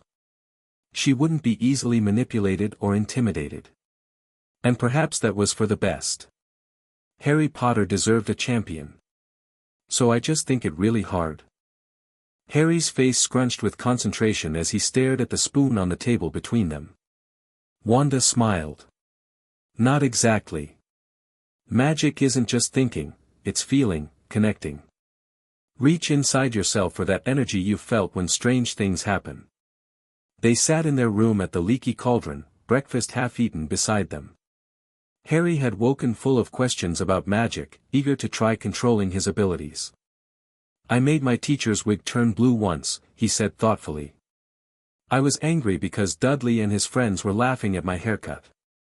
Good, remember that feeling. Not the anger, but the energy that moved through you just before the wig changed. Harry closed his eyes, his small face tightening with effort. The spoon trembled slightly. That's it. Wanda encouraged. Don't force it, let it flow naturally. The spoon wobbled, then slowly, incredibly slowly, rose an inch off the table. I'm doing it. Harry gasped, eyes flying open with excitement. The spoon immediately clattered back down. Oops. That was amazing, Harry. Wanda clapped. Most wizards here use wands to focus their magic. You just did wandless magic at 7 years old. Harry beamed with pride. Can I try again? A knock at the door interrupted them. Wanda tensed, her own magic ready. Ms. Maximoff? Mr. Potter? It was Tom. Professor Dumbledore is here to see you. Wanda exchanged looks with Harry. We talked about this, remember? The wizard who came last night while you were sleeping. Harry nodded, his earlier joy dimming. The one who left me with the Dursleys. Yes. Wanda moved to the door. But we're going to hear him out, okay? See what options we have. Harry bit his lip but nodded bravely. When Wanda opened the door, Dumbledore stood there looking remarkably different from the imposing figure of the previous night. Today he wore robes of cheerful turquoise patterned with silver stars, and a grandfatherly smile. "Good morning," he said pleasantly. "I hope I'm not interrupting breakfast." "We were just finishing," Wanda replied, stepping aside to let him enter. Dumbledore's eyes immediately found Harry, who stared back with undisguised wariness. "Hello, Harry," Dumbledore said gently. "It's wonderful to finally meet you properly. My name is Albus Dumbledore." "You're the one who left me with the Dursleys," Harry said bluntly. Dumbledore's smile faltered. "Yes. A decision I now realize caused you great suffering. I am truly sorry for that, Harry." Harry looked surprised at the direct apology. He glanced at Wanda, who gave him an encouraging nod. "Why?" Harry asked simply. "Why did you leave me there? Didn't anyone want me?" The question hung in the air, heartbreaking in its simplicity. Dumbledore moved slowly to a chair. "May I sit?" "This requires a proper explanation." Harry nodded, and Dumbledore settled himself, arranging his robes. "Many people would have been honored to take you in, Harry," he began. "You are, very loved in our world. But when your parents died, they left behind powerful protective magic. Magic that could only continue through your mother's blood, which meant your aunt. She hated my mum," Harry said. "She called her a freak too." Dumbledore's eyes flashed with something, regret, perhaps. "Yes. I knew their relationship was strained. But I believed the blood connection would overcome that, in time." "It didn't," Harry said flatly. "No," Dumbledore acknowledged. "It did not. And that is my failure." Wanda, watching closely, had to admit Dumbledore seemed genuinely remorseful. But good intentions didn't erase years of abuse. "So what happens now?" she asked. "You mentioned potential families yesterday." "Yes." Dumbledore brightened slightly. "I've spoken with several trusted families who would be delighted to welcome Harry. But before that, there is the matter of legal guardianship to sort out." Harry perked up. "You mean I really don't have to go back to the Dursleys? Ever?" Dumbledore hesitated, glancing at Wanda. "There are complicated magical protections to consider. But Ms. Maximoff and I are working on alternatives." Harry's face fell. Wanda stepped in quickly. "What Dumbledore means is that we need to make sure you're completely safe from any bad wizards who might want to harm you. The blood protection at your aunt's house is powerful, but we're looking for ways to protect you without you having to live there." "Indeed," Dumbledore agreed. "And in the meantime, we need to establish a proper magical guardian. As Chief Warlock, I can expedite the process, but there will need to be a hearing at the Ministry." "When?" Wanda asked. "This afternoon, ideally. The Minister is concerned about Harry's sudden disappearance. Keeping this quiet becomes more difficult with each passing hour." Wanda frowned. "Is it safe to take Harry to the Ministry? Won't people recognize him?" "A simple glamour charm should suffice," Dumbledore assured her. "And I've arranged for a private entrance and hearing room." Harry looked between them, confused. "What's a glamour charm? And why do I need to hide?" Wanda knelt beside his chair. "Remember how everyone recognized you yesterday? Your scar, your story. It caused quite a stir." Harry nodded. "Everyone wanted to shake my hand. It was weird. Well, if word gets out that you've left your relatives, there could be even more attention. Newspaper reporters, ministry officials, all wanting to talk to you. We want to avoid that until things are settled." "Oh." Harry considered this. "That makes sense. There's something else we should discuss," Dumbledore said carefully. "Ms. Maximoff's situation. Wanda tensed. What about it? Your magic is distinctly unusual, as is your sudden appearance with Harry. Questions will be asked. While I'm happy to defer to your preference about how much to reveal, a cover story might be prudent. You mean lie? Harry asked. Not lie, precisely, Dumbledore's eyes twinkled. Simply, omit certain interdimensional complexities that might confuse matters.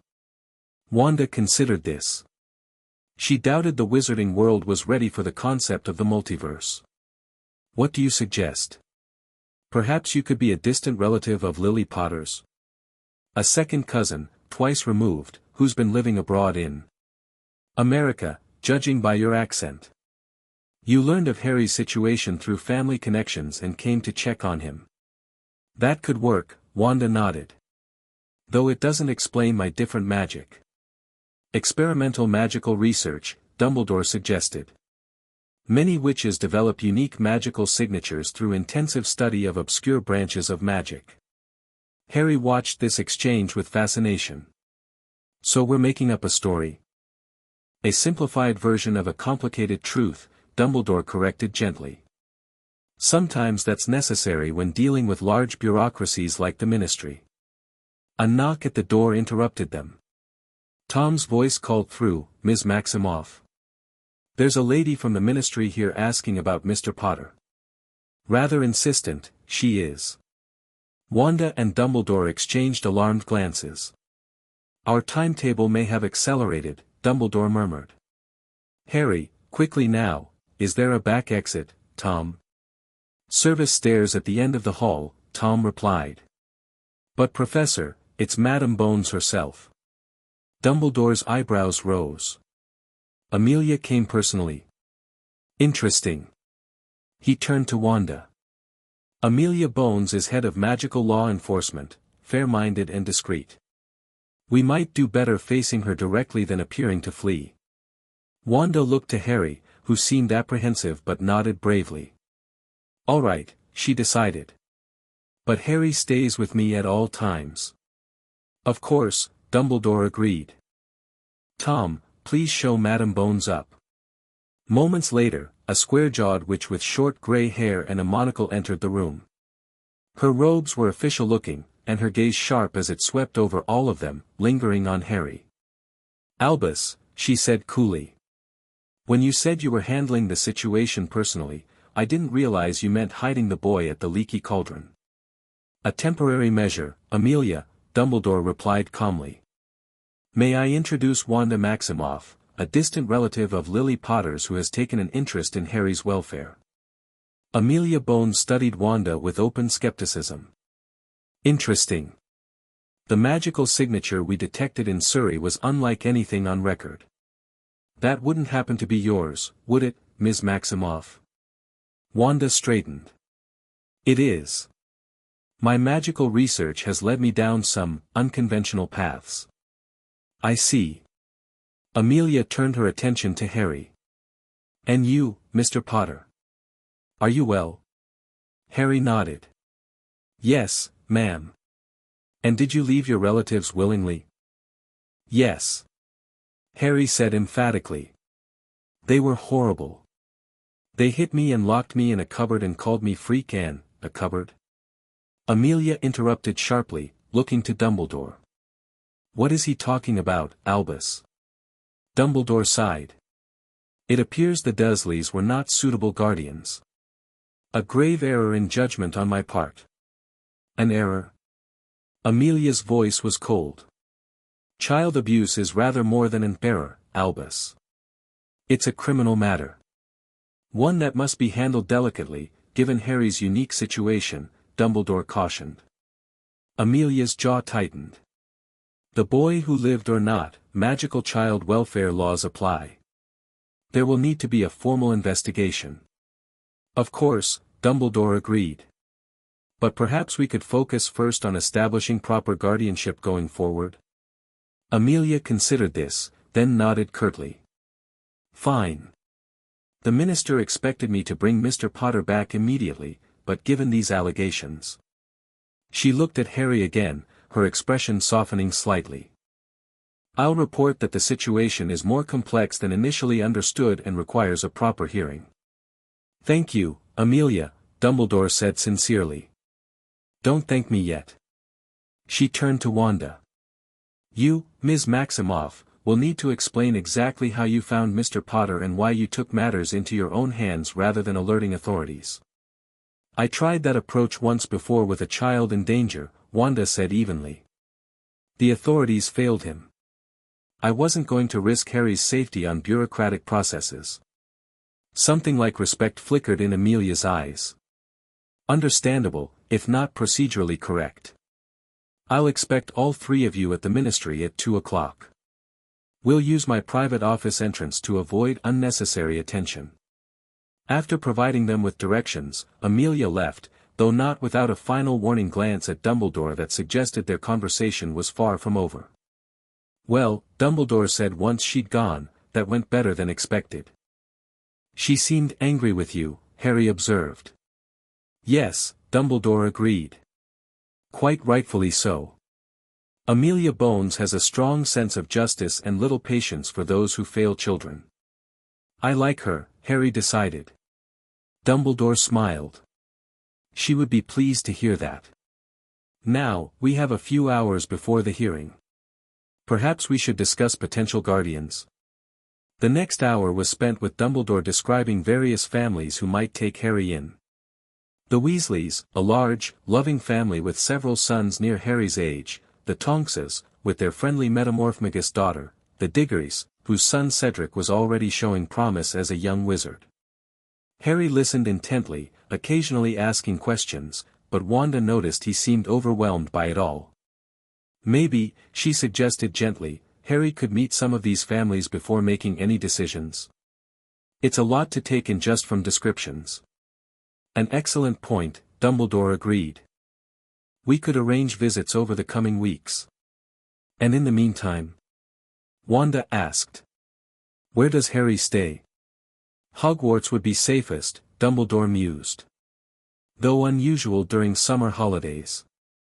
Harry perked up at this. I could stay at Hogwarts. The castle in the book. Indeed, Dumbledore smiled. Though I must warn you, it's much quieter during summer. Only a few professors remain to prepare for the upcoming term. But I could see it. The great hall with the enchanted ceiling. The moving staircases. Harry's excitement was palpable. All of it, Dumbledore confirmed. And perhaps we could arrange some basic magical education as well. Several professors would be delighted to tutor you. Wanda watched Harry's face light up with joy at the prospect. This was what he deserved, wonder and excitement about his magic, not punishment and fear. Is that settled, then? She asked. Hogwarts temporarily, while Harry meets potential guardian families. If Harry agrees, Dumbledore nodded. Yes. Harry said emphatically. Can Wanda come too? Dumbledore and Wanda exchanged looks. Of course, Dumbledore said after a moment. Ms. Maximoff is welcome at Hogwarts for as long as she remains in our country.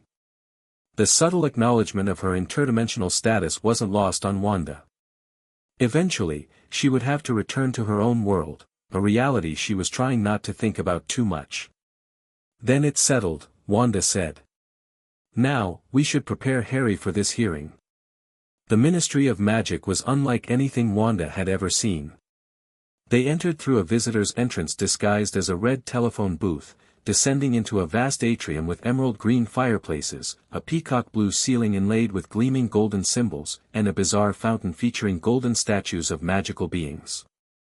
Harry, now sporting a temporary glamour that hid his scar and changed his hair to light brown, stared around in amazement.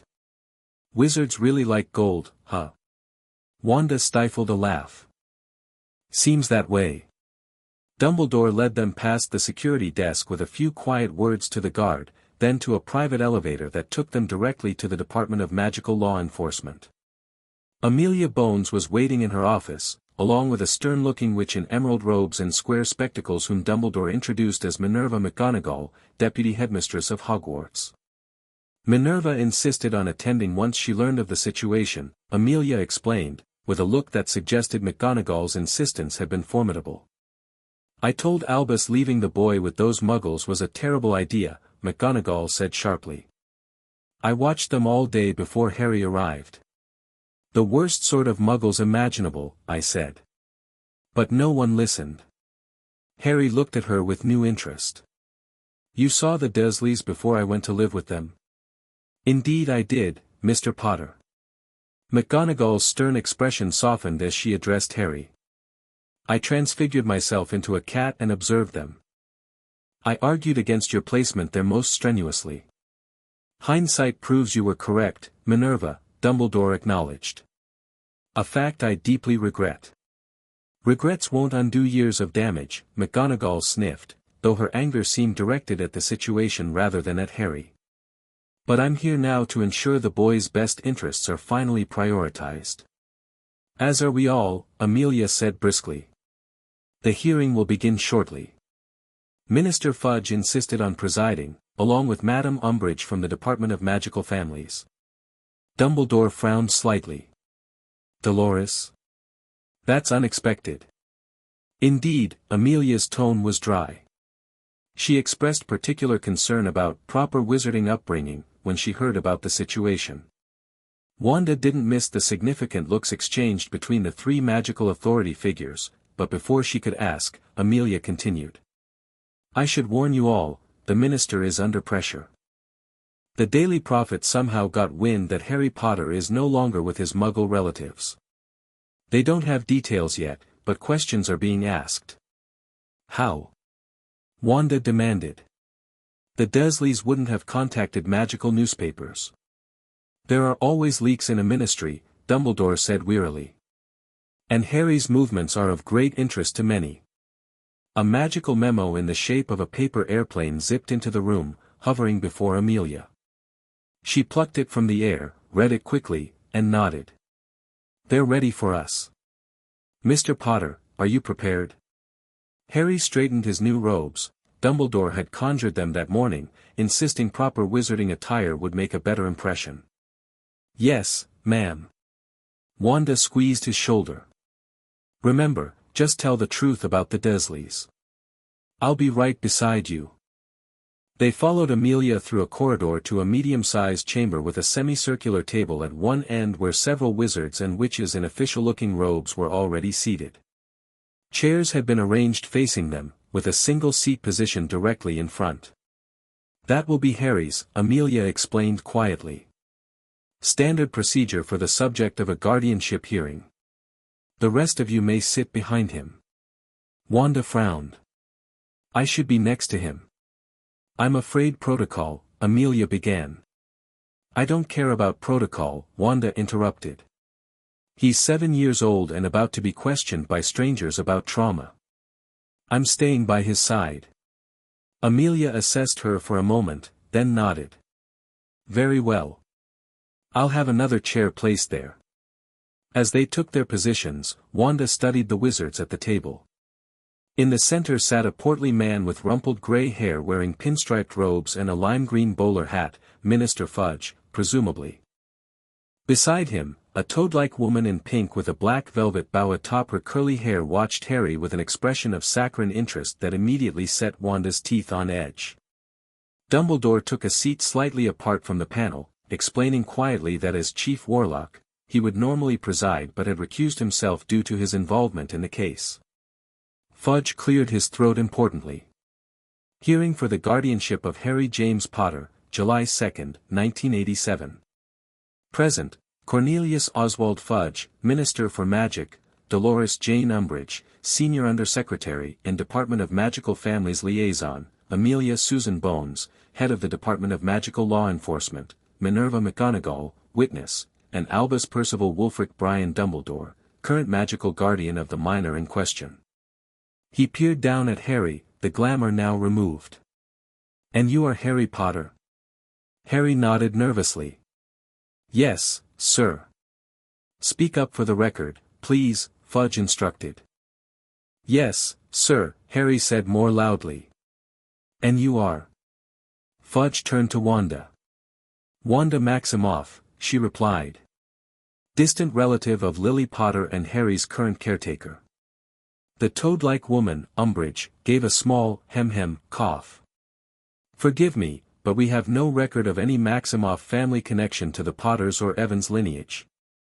My connection is through Lily's maternal grandmother, Wanda said smoothly, following the cover story they'd prepared. I've been living in America, studying experimental magic. How convenient, Umbridge's voice was syrupy. And you just happened to discover young Mr. Potter's alleged mistreatment, how exactly? Wanda bristled at the alleged, but kept her voice even. Family magic. I created a monitoring charm linked to blood relatives. When it detected distress, I investigated. Most unusual magic, Umbridge remarked. Perhaps you could demonstrate this, monitoring charm. It's a one-time spell, Wanda improvised. But I'd be happy to demonstrate other aspects of my magical research if relevant to these proceedings. That won't be necessary, Amelia cut in firmly. We're here to determine appropriate guardianship for Mr. Potter, not evaluate Ms. Maximoff's magical techniques. Fudge nodded, looking relieved. Quite right. Now, Mr. Potter, could you explain in your own words why you left your aunt and uncle's home? Harry took a deep breath, glancing at Wanda for reassurance. She nodded encouragingly. They were mean to me, he began simply. They made me sleep in the cupboard under the stairs, not a real bedroom. They didn't give me enough food. My cousin Dudley was allowed to hit me, and if I did better than him at school, I got in trouble. If I did accidental magic, Uncle Vernon would get really angry and sometimes hit me or lock me in the cupboard without food. The straightforward recitation of abuse, delivered in a child's matter-of-fact voice, caused several members of the panel to shift uncomfortably. And this, accidental magic, Umbridge pressed, seemingly unmoved. What form did it take? Harry shrugged. Different things. Once I turned my teacher's wig blue. Another time I ended up on the school roof when Dudley's gang was chasing me. And I made the glass at the zoo disappear and a snake got out. Despite the serious situation, Wanda had to suppress a smile at the last one. And your relatives punished you for these incidents? Amelia asked gently. Harry nodded. Uncle Vernon would go purple and shout about my freakishness. That's what they called my magic, freaky stuff. They told me my parents died in a car crash because my dad was drunk, but that was a lie too. McGonagall made an audible sound of outrage at this. A car crash. James and Lily Potter. The very idea. Indeed, Dumbledore said gravely. It appears the Dursleys concealed Harry's magical heritage from him completely. Fudge looked troubled. This is most irregular. The boy who lived, unaware of his own history. The boy who lived in a cupboard, Cornelius, McGonagall corrected sharply. That's the relevant point here. Yes, quite disturbing, Fudge mumbled. But surely there were protections in place. Monitoring charms. Albus?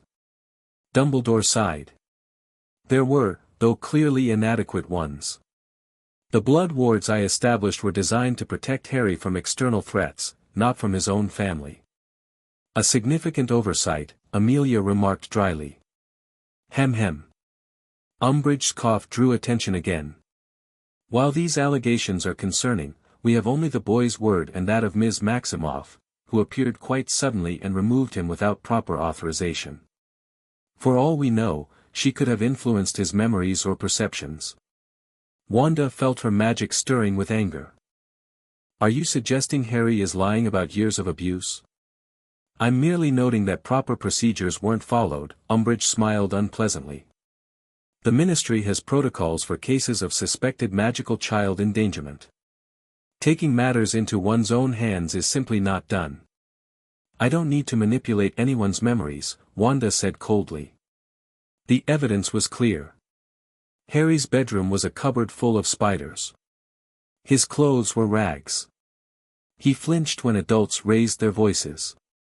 Those aren't perceptions, they're facts. Perhaps, Umbridge continued, but removing Mr. Potter from the protection of the blood wards Dumbledore established has placed him in considerable danger. He who must not be named may be gone, but his followers, Dolores, McGonagall interrupted sharply, are you seriously suggesting the boy should have remained in an abusive home for the sake of magical protection? I'm suggesting, Umbridge's voice hardened, that decisions regarding Harry Potter's welfare have implications beyond ordinary child welfare concerns. He is a symbol of our victory over dark forces. His safety is a matter of national importance. His safety includes protection from his own relatives, Wanda countered. Fudge cleared his throat again, looking uncomfortable with the direction of the conversation. The question before us is straightforward, who should have guardianship of Mr. Potter going forward? Professor Dumbledore, you've been his magical guardian since his parents' deaths. Do you wish to maintain this role? I believe new arrangements are appropriate, Dumbledore replied carefully. While I am happy to continue as an advisor in Harry's life, recent events have made clear that a more direct, day-to-day guardian would better serve his needs. And you propose? Fudge prompted. A two-part solution, Dumbledore explained. First, temporary residence at Hogwarts, where Harry can be protected while learning about his magical heritage in a controlled environment. Second, meetings with several trusted wizarding families who might become his permanent guardians. Hogwarts? Umbridge looked scandalized. A school is no place for a child during summer holidays. On the contrary, McGonagall interjected, Hogwarts is perfectly suited. Several professors remain year-round, the protections are unmatched, and it would give Mr. Potter a chance to acclimate to the magical world gradually. And what of the blood wards? Umbridge pressed. The protection that has kept him safe from dark wizards all these years. Here, Wanda and Dumbledore exchanged glances. They hadn't fully resolved this question themselves. We are exploring alternatives, Dumbledore said carefully. Blood magic is powerful but not the only form of protection available. In the meantime, Wanda added, I'll be staying with Harry as additional protection. Umbridge's eyes narrowed. You. And what qualifies you to protect the boy who lived? Wanda met her gaze evenly. I have unique magical abilities well suited to defensive situations. Wanda fought off a man who was hurting me, Harry spoke up suddenly. She made him fly across the room without even using a wand. Silence fell across the chamber as all eyes turned to Wanda. Wandless magic of that magnitude? Fudge looked skeptical. Most unusual in a witch your age. As I mentioned, Wanda said, my research has taken some unconventional paths. Before the questioning could continue, the chamber door burst open. A wizard in aura robes rushed in, looking agitated. Minister. Reporters from the Daily Prophet are in the atrium, demanding statements about Harry Potter. Someone leaked that he's here at the ministry. Fudge leapt to his feet. What? How did they? Never mind. We need to finish this hearing quickly and get the boy out of here before it turns into a circus. Amelia rose calmly. I suggest we implement Dumbledore's proposal temporarily. Harry Potter to reside at Hogwarts under joint supervision of the school staff and Ms. Maximoff, with permanent guardianship to be determined after proper evaluation of potential families. But the blood wards, Umbridge began, can be addressed once the boy is safely away from this building and the waiting press, Amelia cut her off. Fudge nodded frantically. Yes, approved temporarily. We'll reconvene in, shall we say, 2 weeks to finalize arrangements. A reasonable time frame, Dumbledore agreed, standing. Now, I suggest we use my authority as Chief Warlock to access the private flow connection in this room. It leads directly to my office at Hogwarts. Go, Fudge urged. I'll handle the press. Not a word about abuse allegations, simply that Harry Potter is being relocated for security reasons following an incident. As the panel disbanded in controlled chaos, Wanda guided Harry toward the fireplace where Dumbledore was already preparing the flow powder. What's happening? Harry whispered. We're going to Hogwarts, Wanda explained quietly. Through the fireplace, apparently.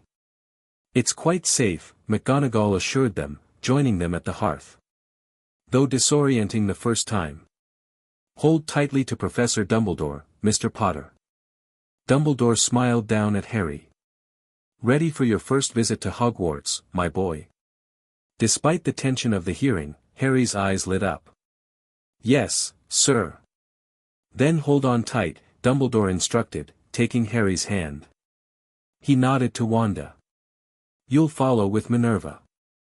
Before Wanda could question the logistics, Dumbledore threw powder into the flames, turning them emerald green, and stepped into the fireplace with Harry. Headmaster's office, Hogwarts, he declared clearly, and in a whoosh, they vanished. Wanda blinked in surprise. Your turn, McGonagall said briskly, holding out her arm. Have you used flow powder before? No, Wanda admitted. Simply hold on to me, keep your elbows tucked in, and try not to inhale ash, McGonagall instructed. Ready? Wanda nodded, taking the older witch's surprisingly strong arm. McGonagall threw powder into the flames and guided them both into the green fire. Headmaster's office, Hogwarts. The sensation was bizarre, like being sucked through a narrow tube while spinning wildly. Glimpses of other fireplaces flashed past before they suddenly shot out onto a stone floor. Wanda staggered slightly, then straightened, taking in her new surroundings. They stood in a large, circular room filled with strange silver instruments, portraits of elderly wizards and witches, who were moving and watching them with interest, and towering bookshelves. Harry was already there, gaping at a magnificent red and gold bird perched near an imposing desk. Welcome, Dumbledore said, eyes twinkling, to Hogwarts School of Witchcraft and Wizardry. The next few hours were a whirlwind of introductions and tours.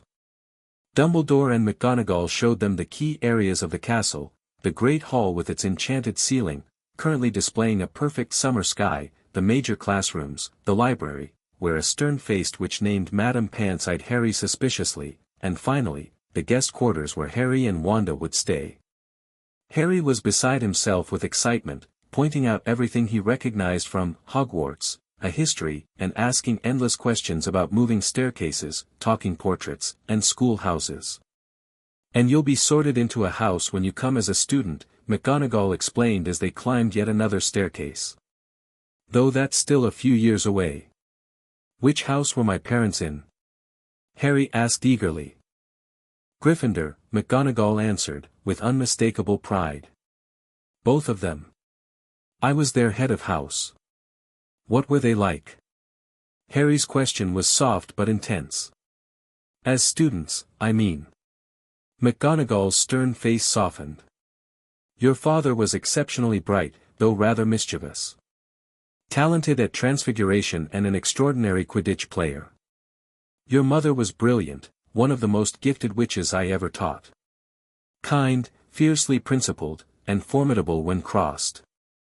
Harry absorbed this with hungry attention, clearly storing away every detail about his parents. They reached a comfortable suite with 2 bedrooms, a shared sitting area, and windows overlooking the lake. House elves had already delivered Harry's few possessions from the leaky cauldron. I'll leave you to settle in, Dumbledore said. Dinner is at 6 in the Great Hall, though you're welcome to take meals here if you prefer quiet. The remaining staff are aware of your presence and have been asked to respect your privacy. After Dumbledore left, McGonagall lingered, looking uncharacteristically hesitant. Mr. Potter, she said finally. I want you to know that I argued against your placement with the Dursleys. I observed them before you arrived and found them unsuitable. I regret that I didn't insist more strongly or check on you myself in the years that followed. Harry looked up at the stern witch in surprise. It's okay, Professor. You tried.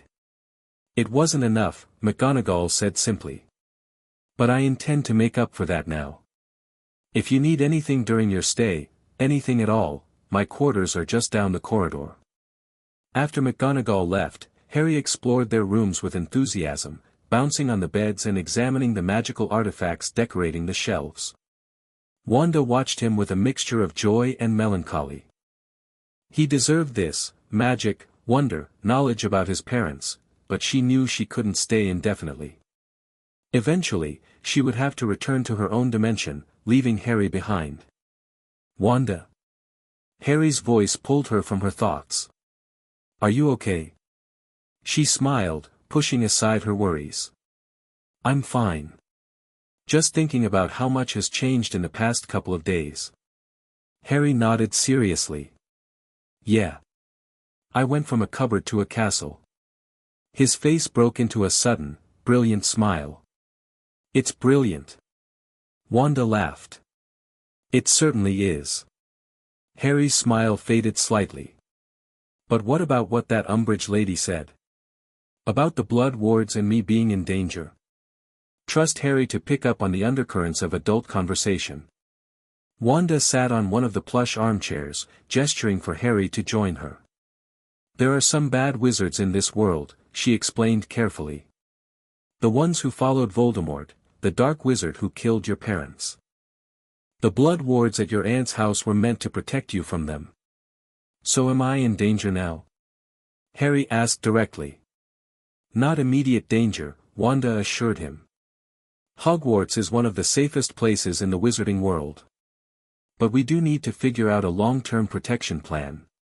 Could you protect me with your magic? Harry asked hopefully.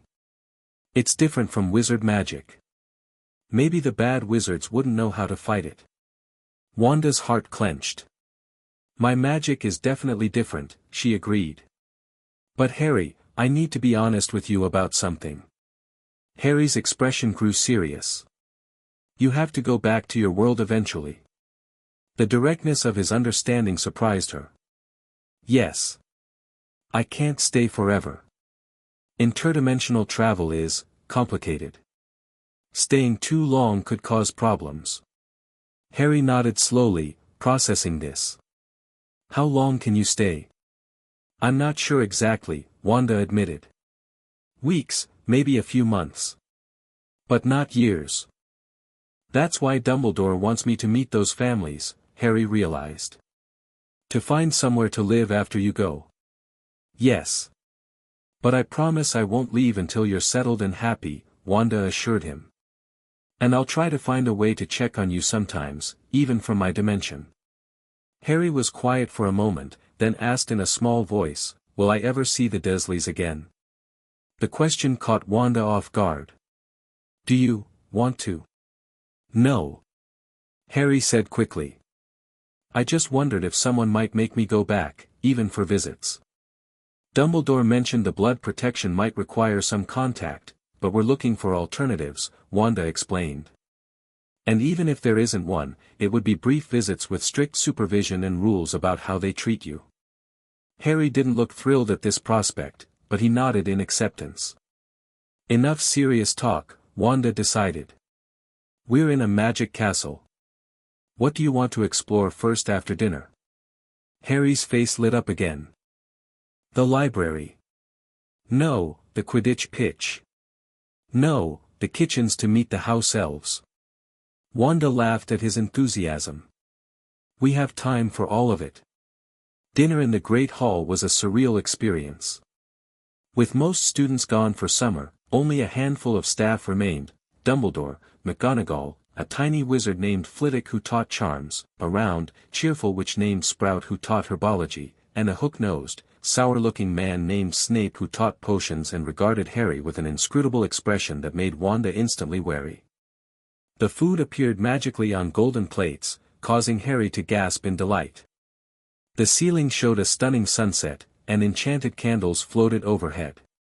Despite the grandeur, the atmosphere was casual, with professors chatting amicably and asking Harry gentle questions about his interests. Only Snape remained aloof, watching Harry with an intensity that finally prompted Wanda to ask, "Is there a problem, Professor?" Snape's black eyes flickered to her. Merely observing the remarkable resemblance to his father. Though the eyes are unmistakably his mother's. You knew my parents? Harry asked eagerly. Something complicated passed across Snape's face. We were in the same year at Hogwarts. Your mother was talented at potions. Before Harry could ask more questions, Snape excused himself abruptly, robes billowing as he swept from the hall. Don't mind Severus, Flitwick squeaked after Snape had gone. He and your father had a rather competitive relationship. But he was quite fond of your mother. Did everyone here know my parents? Harry asked, looking around the table. Indeed we did, Dumbledore smiled. They were exceptional students and later, valuable allies in the fight against Voldemort. The other professors winced at the name, but Dumbledore continued, perhaps tomorrow, Harry, you might like to visit my office. I have a pensieve, a magical device for viewing memories, and would be happy to share some recollections of your parents. Harry's eyes widened. Really? I could see them. Moving and talking. Through my memories, yes, Dumbledore confirmed. I have some photographs as well, McGonagall added. From their school days and graduation. And I might find those Quidditch trophies with your father's name, Flitwick chimed in. He was an exceptional chaser, then seeker in his later years. Harry looked overwhelmed with emotion, his eyes bright with unshed tears. Wanda squeezed his hand under the table, understanding exactly how much these offers meant to him. After dinner, they returned to their rooms, Harry clutching a magical photograph McGonagall had summoned from her office, his parents on their wedding day, laughing and waving at the camera, James periodically twirling Lily in a dance move that made her throw back her head in joy. They look so happy, Harry whispered, staring at the moving image. And my dad looks just like me. Except the eyes. Your mother's eyes, Wanda nodded. Everyone notices it. Harry yawned suddenly, the excitement of the day catching up with him. Bedtime, Wanda decided. We can explore more tomorrow. To her surprise, Harry didn't protest, simply nodding sleepily and taking the photograph with him to his bedroom. Later, after Harry had fallen asleep, Wanda sat by the window overlooking the moonlit grounds, thinking. This place was incredible, magical in ways her world's magic users could scarcely imagine. Here, Harry would have a home, learn about his heritage, discover his own magical potential. And she would have to leave him to it. A soft knock at the door interrupted her thoughts. She opened it to find Dumbledore, still in his day robes despite the late hour. May I? He asked quietly. Wanda nodded, letting him in. Harry's asleep. Good, good, Dumbledore moved to the sitting area. I thought we might discuss a few matters best kept between adults for now. Wanda joined him, suddenly alert. What matters? First, the blood protection, Dumbledore said seriously. I've been researching alternatives since our conversation, but I'm afraid the options are limited. Lily's sacrifice created a protection that lives in Harry's blood, and by extension, in her sister's. You're still saying he needs to return to the Dursleys, Wanda concluded flatly. Not to live there, Dumbledore clarified. But for the protection to remain active, yes, he would need to spend some time there each year, perhaps 2 weeks during summer holidays. 2 weeks of misery each year, Wanda frowned. Not misery, Dumbledore countered. The Dursleys' behavior would be closely monitored, magical protections added to prevent mistreatment. They would essentially be required to house him, nothing more. Wanda wasn't convinced. And if we find another solution? I'm open to alternatives, Dumbledore assured her. But the blood protection is uniquely powerful against Voldemort specifically. Wanda caught his phrasing. You keep talking about Voldemort as if he's still a threat. I thought he was defeated when he attacked Harry. Dumbledore's expression grew grave. Defeated, yes. Destroyed. I fear not. There are signs, prophecies, and certain magical indicators that suggest he found ways to tether himself to this plane of existence. He is bodiless, powerless for now, but not truly gone. A prophecy? Wanda leaned forward. About Voldemort? About Voldemort, and Harry, Dumbledore admitted reluctantly. Before Harry was born, a prophecy was made suggesting a child would be born with the power to vanquish the Dark Lord. Voldemort learned of it, though not in its entirety, and targeted the Potters as a result. So Harry's parents died because of a prophecy. Wanda felt a chill.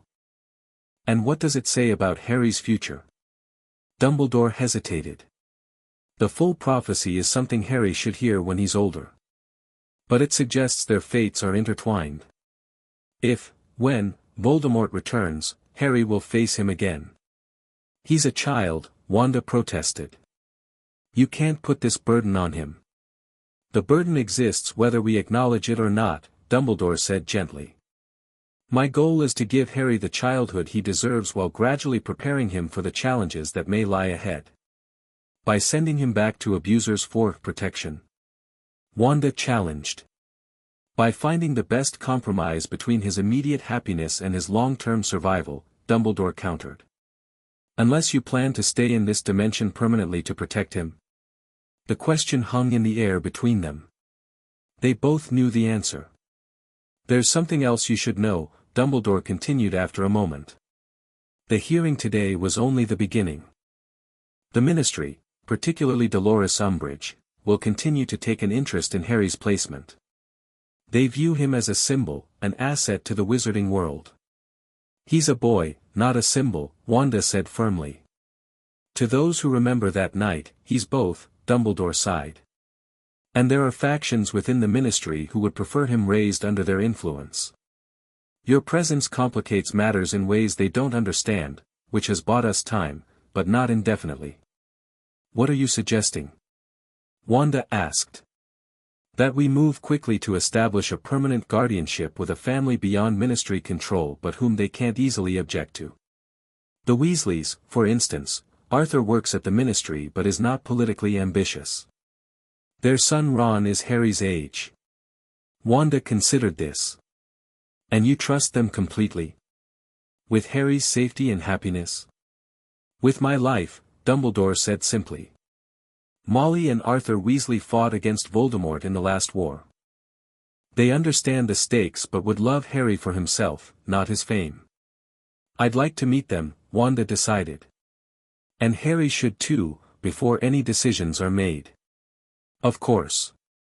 I'll arrange it for later this week, Dumbledore agreed. In the meantime, Harry is safe here at Hogwarts. The protections are ancient and powerful. After Dumbledore left, Wanda checked on Harry, who was sleeping peacefully, the photograph of his parents on the nightstand beside him. In sleep, he looked younger, the worries and wariness that often shadowed his expression completely gone. I'll make sure you're safe, Wanda whispered. Whatever it takes. The next morning, Harry woke eager to explore Hogwarts properly.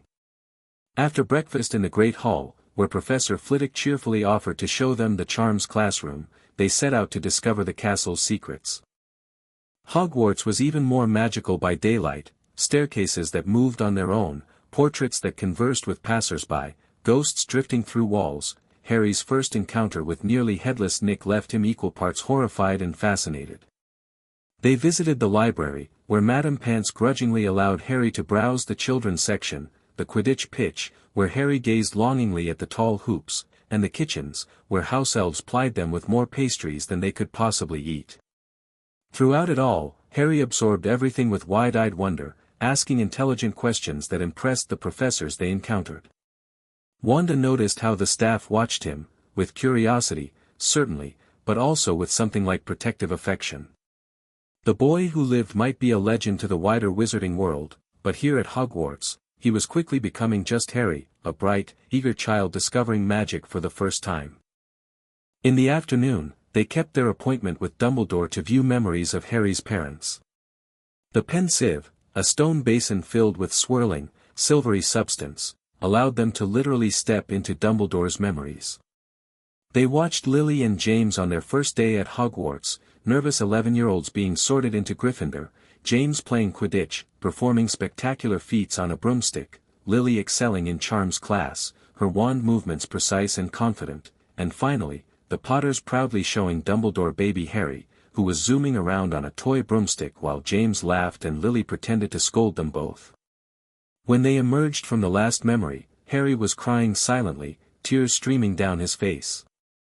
"They really loved me," he whispered. "I wasn't a burden they got stuck with." Dumbledore looked stricken. "Harry, my dear boy. Your parents adored you. You were their greatest joy, their treasure. Never, ever doubt that." Harry nodded, wiping his eyes. "Thank you for showing me. I have more memories we can view another time, when you're ready," Dumbledore promised. "And I believe Professor McGonagall and Professor Flitwick have their own to share."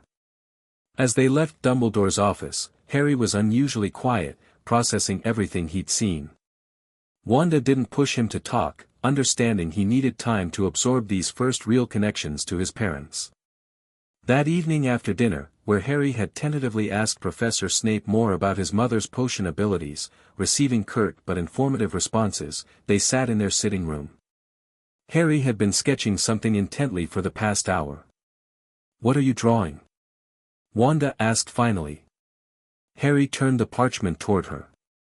It was a childish but recognizable drawing of Lily and James Potter, based on the photographs and memories he'd seen that day. "I want to remember what they look like," he explained. In case what?" Wanda prompted gently when he trailed off. Harry looked down. "In case I have to go back to the Dursleys. Aunt Petunia tore up the only picture of my mum I found once. Said she didn't want that freakishness in her house." Wanda felt a surge of anger toward Petunia Dursley. "You won't lose these memories, Harry. I promise. And if you do have to visit the Dursleys again, it will be different. They won't be allowed to treat you that way anymore." Harry nodded, though he didn't look entirely convinced. "Wanda. Can I ask you something?" "Anything. Those families Professor Dumbledore mentioned, the ones who might become my guardians. Will they want me? Really want me?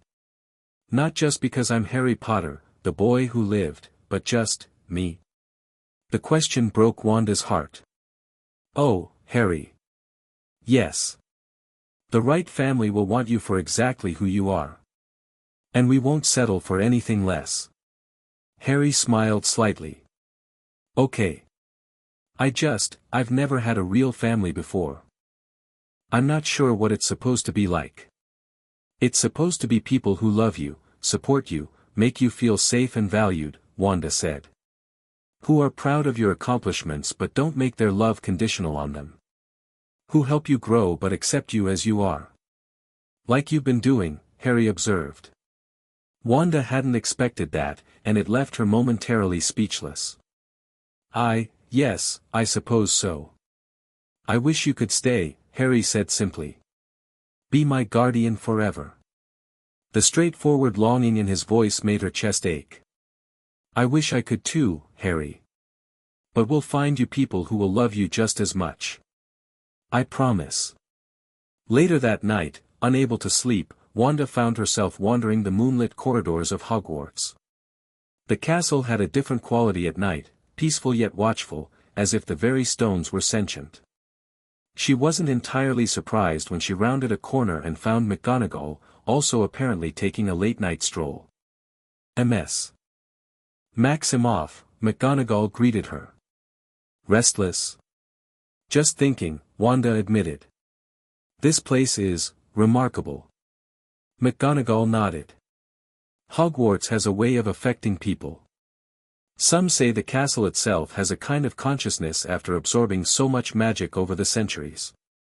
They walked together in comfortable silence for a moment before McGonagall spoke again. "He's a special child, isn't he? And I don't mean the boy who lived nonsense." "Very special," Wanda agreed. "Resilient, perceptive, kind despite everything he's experienced. He deserves so much better than what he's had." "Indeed," McGonagall's voice held quiet fury.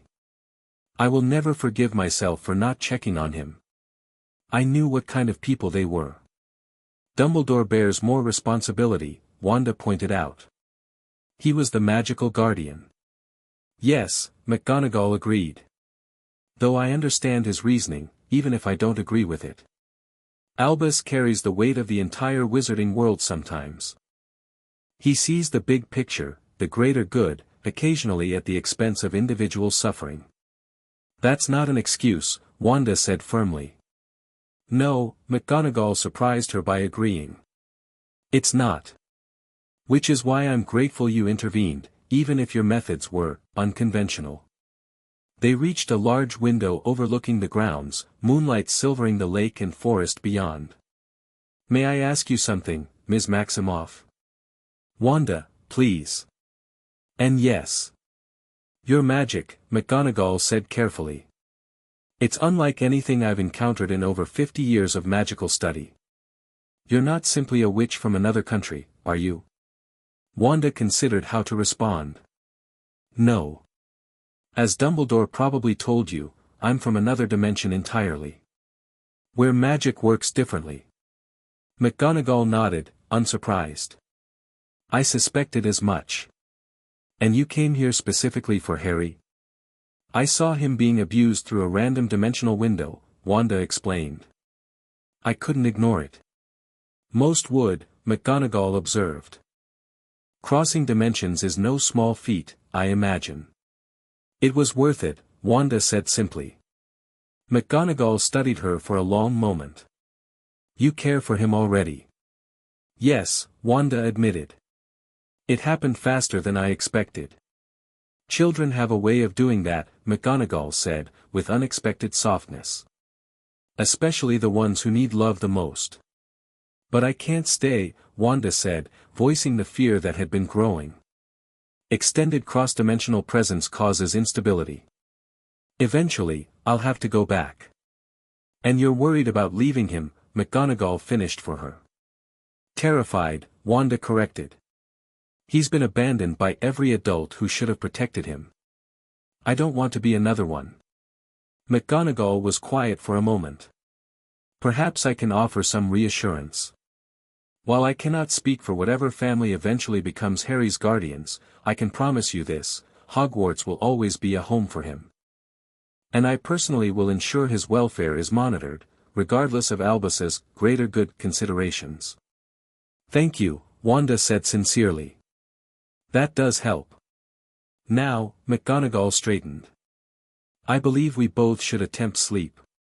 Tomorrow promises to be eventful. Hagrid, our gamekeeper, returns from a research trip, and he was quite close to James and Lily. He'll be ecstatic to meet Harry. As Wanda returned to their quarters, she felt marginally better. She couldn't stay in this dimension forever, but she could ensure Harry had a network of people who would love and protect him after she was gone. It wasn't a perfect solution, but it was a start. The following days fell into a pleasant rhythm. Mornings were spent exploring Hogwarts or visiting professors who shared stories and memories of Harry's parents. Afternoons often involved basic magical education. Though Harry couldn't perform wand magic yet, the professors were happy to teach theory and history. Harry particularly enjoyed visits with Hagrid, the half-giant gamekeeper whose booming voice and intimidating size concealed the gentlest of hearts. Hagrid had been the one to rescue baby Harry from the ruins of his parents' cottage in Godric's Hollow, and he shared tearful, heartfelt stories of James and Lily that gave Harry yet another perspective on his parents. Your mum was the kindest witch I ever met, Hagrid told Harry over enormous mugs of tea in his hut. Stood up for me when some nasty Slytherins were making fun. And your dad, brave as they come. Bit of a troublemaker in his school days, mind you, but grew into a fine man.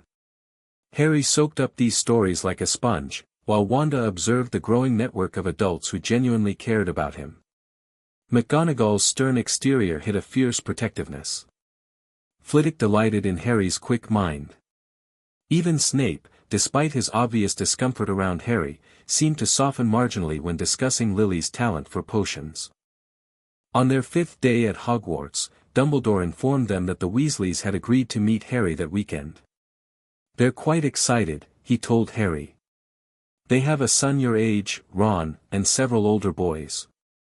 Their home, the Burrow, is a lively, magical household, quite different from what you're used to. Will they know I might come to live with them? Harry asked nervously.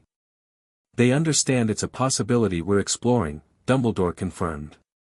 But they're more interested in meeting you as a person than as a potential ward. The day before the scheduled visit, Wanda noticed Harry becoming increasingly anxious, quieter than usual, picking at his food, frequently losing focus during their explorations. "What's wrong?" she asked finally, when they were alone in their quarters. Harry shrugged, fidgeting with the sleeve of his robe. "Nothing." "Harry," Wanda said gently. "I can tell something's bothering you. Is it the visit to the Weasleys tomorrow?" He nodded reluctantly. "What if they don't like me?" "They will," Wanda assured him. "What's not to like?" "But what if they expect the boy who lived? Someone special and powerful? I'm just Harry. I can't even do proper magic yet." "Ah. The weight of his reputation in this world." "Listen to me," Wanda knelt to his level. "The right family, the one you deserve, will want you for who you are, not what you did as a baby or what people expect of you. If the Weasleys are that family, they'll see the amazing person you are. If they don't, we'll keep looking." Harry nodded, though he still looked uncertain. "I'm just scared." "That's okay," Wanda assured him. "New situations are scary. But I'll be with you the whole time." The next morning, they prepared for the visit to the Weasleys. Harry changed his outfit 3 times, ultimately settling on a simple set of navy blue robes that McGonagall had transfigured for him. "Do I look okay?" he asked anxiously. "Not too muggle." "You look perfect," Wanda assured him. "Very wizardly." They met Dumbledore in his office, where he explained they would travel by Floo powder again. "The Weasleys are connected to the Floo network, which makes transportation simple," he explained. "Remember, speak clearly, the Burrow." Harry nodded, though he looked nervous about the magical transportation. His first experience from the Ministry had left him dizzy and covered in soot. "I'll go first," Wanda offered. "Then you follow, okay?" With a pinch of Floo powder and a clear pronunciation, Wanda stepped into the green flames and spun away through the Floo network. She emerged in a cozy, cluttered living room that could only be described as magically chaotic. A plump, red-haired woman hurried forward as Wanda steadied herself. "Hello, dear. You must be Wanda. I'm Molly Weasley. Arthur's just out in the shed, boys, come in here. Our guests are arriving."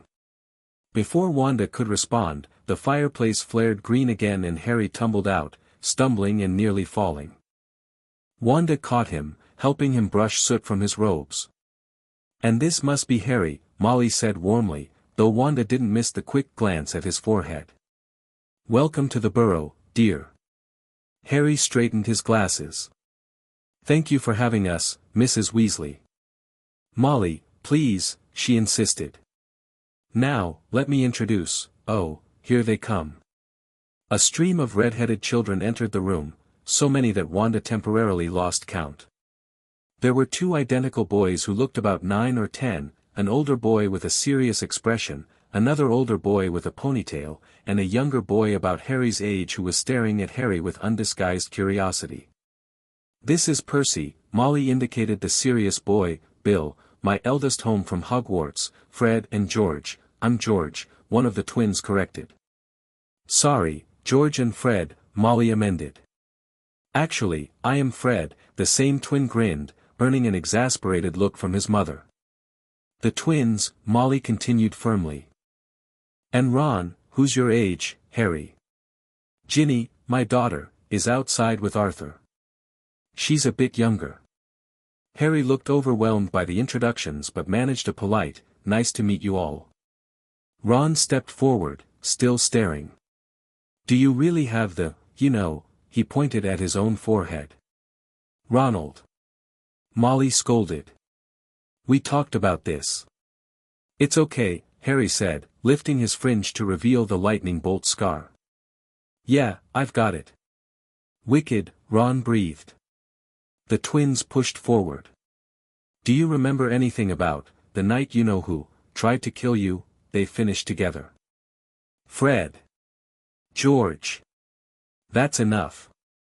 Molly looked mortified. I'm so sorry, Harry, they don't mean to be insensitive. It's all right, Harry said, though he looked uncomfortable. I don't remember anything, though. I was just a baby. An awkward silence fell, broken by the arrival of a tall, thin, balding man with the same vivid red hair as the rest of the family, accompanied by a small girl who immediately hid behind him upon seeing strangers. Ah! You must be Harry and Ms. Maximoff. The man strode forward, hand extended. Arthur Weasley. Delighted to meet you both. And this shy one is Ginny. Wanda shook his hand, noting his genuine warmth. Please call me Wanda. Thank you for inviting us.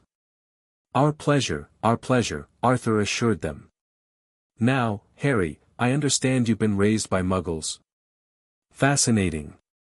Perhaps later you could tell me about eccentricity. And how exactly do airplanes stay up? Arthur, Molly warned. Not now. Let the poor boy get settled first. Right, Arthur agreed, looking sheepish. Plenty of time for questions later. As awkward as the initial introductions had been, the atmosphere quickly warmed. Molly ushered everyone into the kitchen, where an enormous amount of food was laid out, sandwiches, cakes, pies, and a pitcher of what looked like homemade lemonade. The Weasley home itself was fascinating, clearly magical, with dishes washing themselves in the sink, a clock with family members' faces instead of numbers, and odd little enchantments throughout. Despite being somewhat shabby and cluttered, it radiated warmth and love in a way that made Wanda immediately comfortable. The conversation gradually became more natural as they ate. Ron, overcoming his initial awe, began chatting with Harry about Quidditch, while the twins entertained with stories of their magical pranks. Percy occasionally interjected with corrections or clarifications, earning eye rolls from his younger brothers. Wanda found herself drawn into conversation with Arthur and Molly, who were tactfully asking about Harry's life with the Dursleys without directly mentioning abuse. He wasn't happy there, Wanda said simply. They feared and resented magic, which meant they feared and resented Harry. Molly's face darkened. Albus told us a little. I can't imagine treating a child that way, especially Lily and James's son. If I could get my hands on those muggles. Molly, Arthur cautioned, though he looked equally disturbed. The important thing is that Harry's safe now. Yes, but what happens next? Molly asked, lowering her voice. Albus mentioned you can't stay indefinitely, Wanda. And the blood protection issue. We're still figuring that out, Wanda admitted. Harry needs a permanent home with people who will value him for himself, not his fame. And who will protect him if, when Voldemort's followers become active again. Both Weasleys flinched at the name, but nodded gravely. We fought in the last war, Arthur said quietly. We understand the risks. But every child deserves a loving home, famous or not. Their sincerity was unmistakable, and Wanda felt a weight lifting. These were good people, perhaps exactly what Harry needed. After lunch, Ron eagerly offered to show Harry the garden and the small orchard where the Weasley children played Quidditch. The twins and Percy tagged along, while Ginny continued to watch from a distance, too shy to join directly. Wanda followed at a discreet distance, wanting to observe Harry with potential siblings without hovering too closely. Do you fly? Ron was asking Harry as they walked. I've never tried, Harry admitted. I didn't even know witches and wizards really flew on broomsticks until a few days ago. Never flown. Ron looked scandalized. But you're Harry Potter. I didn't know I was a wizard until Wanda told me, Harry explained. The Dursleys said magic wasn't real. The Weasley boys exchanged shocked looks. They lied about magic, one of the twins asked. And about my parents, Harry added. Said they died in a car crash. That's mental. Ron exclaimed. Your parents were heroes. Harry brightened at this. You knew about them? Everyone knows about James and Lily Potter, Percy said importantly. They defied you-know-who 3 times before. He trailed off awkwardly. Before he killed them, Harry finished. It's okay. I'm learning about what really happened now. The twins exchanged looks, then one of them, Fred, Wanda thought, said, "Want to try flying? We have some old brooms." Harry's face lit up. "Can I?" "Sure." Ron grinned. They don't go very high or fast, but they're good for learning. As the boys raced to a shed to retrieve brooms, Wanda felt a presence beside her. It was Molly, watching the children with a mixture of affection and concern. "They're already taking to him," Molly observed. "Especially Ron. He's always wanted a friend his own age, being the youngest boy can be difficult." "Harry's never had friends," Wanda told her. "His cousin chased away anyone who tried to be nice to him." Molly's expression hardened momentarily, then softened as she watched Harry mount a broom under Ron's instruction. "He'll have plenty of friends here," she said firmly. "And at Hogwarts when the time comes." They watched as Harry, looking nervous but determined, pushed off from the ground. The broom rose gently, hovering about 3 feet up. Harry's face transformed with pure joy. "I'm doing it," he called to Ron. "I'm flying." "Lean forward a bit to go forward," Ron instructed. "But not too much." Harry followed the instruction, moving slowly across the garden. The twins cheered encouragingly while Percy watched with his arms crossed, trying to look disapproving but failing to hide a small smile. "He's a natural," Arthur commented, joining them. "Just like James." As the afternoon progressed, Harry became more confident on the broom, eventually joining a very simplified version of Quidditch with the Weasley children. Wanda noticed he was laughing more freely than she'd ever seen, uninhibited, childlike laughter that transformed his face. Later, as they gathered for tea, Harry was animated, chatting with Ron about brooms and Quidditch teams. Even shy Ginny had emerged from hiding, listening wide-eyed to their conversation. "Harry," Arthur said during a lull, "I hope you've enjoyed yourself today." "We certainly have enjoyed having you." Harry nodded enthusiastically. "It's been brilliant. I've never played with other kids like that before." The simple statement, delivered without self-pity, caused Molly to blink rapidly and exchange a look with Arthur. "Well," she said, her voice slightly choked, "you're welcome here anytime, dear. Anytime at all." As the visit drew to a close, Ron asked eagerly, "Can Harry come back tomorrow? We didn't even get to show him the pond or the treehouse." "If Harry and Wanda would like to," Molly smiled. "And Professor Dumbledore approves, of course." Harry looked to Wanda, hope written plainly on his face. "I think that sounds wonderful," Wanda agreed. "Maybe the day after tomorrow. We have an appointment with Dumbledore tomorrow." As they prepared to leave, Ron awkwardly offered Harry a small, wrapped package. "It's just some chocolate frogs," he mumbled. "Thought you might like them. The cards inside are collectible, famous witches and wizards." Harry accepted the gift with surprised gratitude. "Thanks, Ron. I've never had wizard candy before." The simple exchange solidified Wanda's growing certainty that the Weasleys were exactly what Harry needed, a large, loving family where he could be just another child, albeit one with a famous past. Back at Hogwarts, Harry couldn't stop talking about the Weasleys, Ron's Chudley Cannon's posters, the twins' jokes, the magical clock, the garden gnomes. "And Mrs. Weasley kept giving me extra sandwiches and cake," he marveled. "She said I was too skinny and needed feeding up." "No one's ever said that before." "Did you like them?" Wanda asked, though she already knew the answer. "They were brilliant," Harry said decisively. "Especially Ron. He treated me normal, well, mostly normal, after the first few minutes. And they all really love each other, even though they argue sometimes." "That's what families do," Wanda smiled. "Love each other despite disagreements." Harry was quiet for a moment, then asked hesitantly, Do you think they might want me?" To live with them, I mean.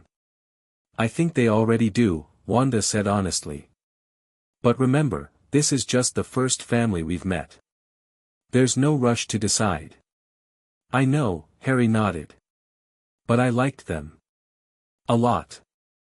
That night, after Harry had fallen asleep, Wanda sat thinking about the day's events. The Weasleys seemed ideal, loving, experienced with magical children, connected to the wizarding world but not obsessed with Harry's fame. They could give him what she couldn't: permanence, siblings, a lifetime of belonging. Still, something nagged at her: Dumbledore's insistence about the blood protection, the lingering threat of Voldemort's return, the prophecy he'd mentioned. If Harry's destiny was truly entangled with a dark wizard's return, would a loving family be enough to protect him? A sudden surge of magical energy disrupted her thoughts, a ripple through the castle wards that made her own magic respond instinctively. Something was happening at the boundaries of Hogwarts, something significant. Moments later, a silvery, ethereal phoenix appeared in their sitting room, a magical messenger from Dumbledore. Ministry officials at the gates, Dumbledore's voice emerged from the spectral bird. Demanding to see Harry. Please remain in your quarters. I will handle this. The phoenix dissolved, leaving Wanda alert and concerned. She checked on Harry, still sleeping peacefully, then quietly left their rooms, heading not for the main entrance where Dumbledore would be meeting the ministry officials, but for a side corridor that McGonagall had shown her, which led to a window overlooking the front gates. From this vantage point, Wanda could see Dumbledore striding down the path toward the gates, where several figures waited. Even from a distance, she recognized the distinctive pink outfit of Dolores Umbridge, accompanied by two wizards in aura robes and Minister Fudge himself.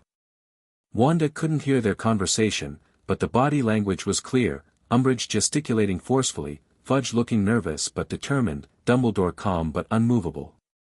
After several minutes of what appeared to be heated discussion, Dumbledore turned and walked back toward the castle, leaving the ministry officials at the gate. They can't enter without his permission, McGonagall's voice came from behind Wanda.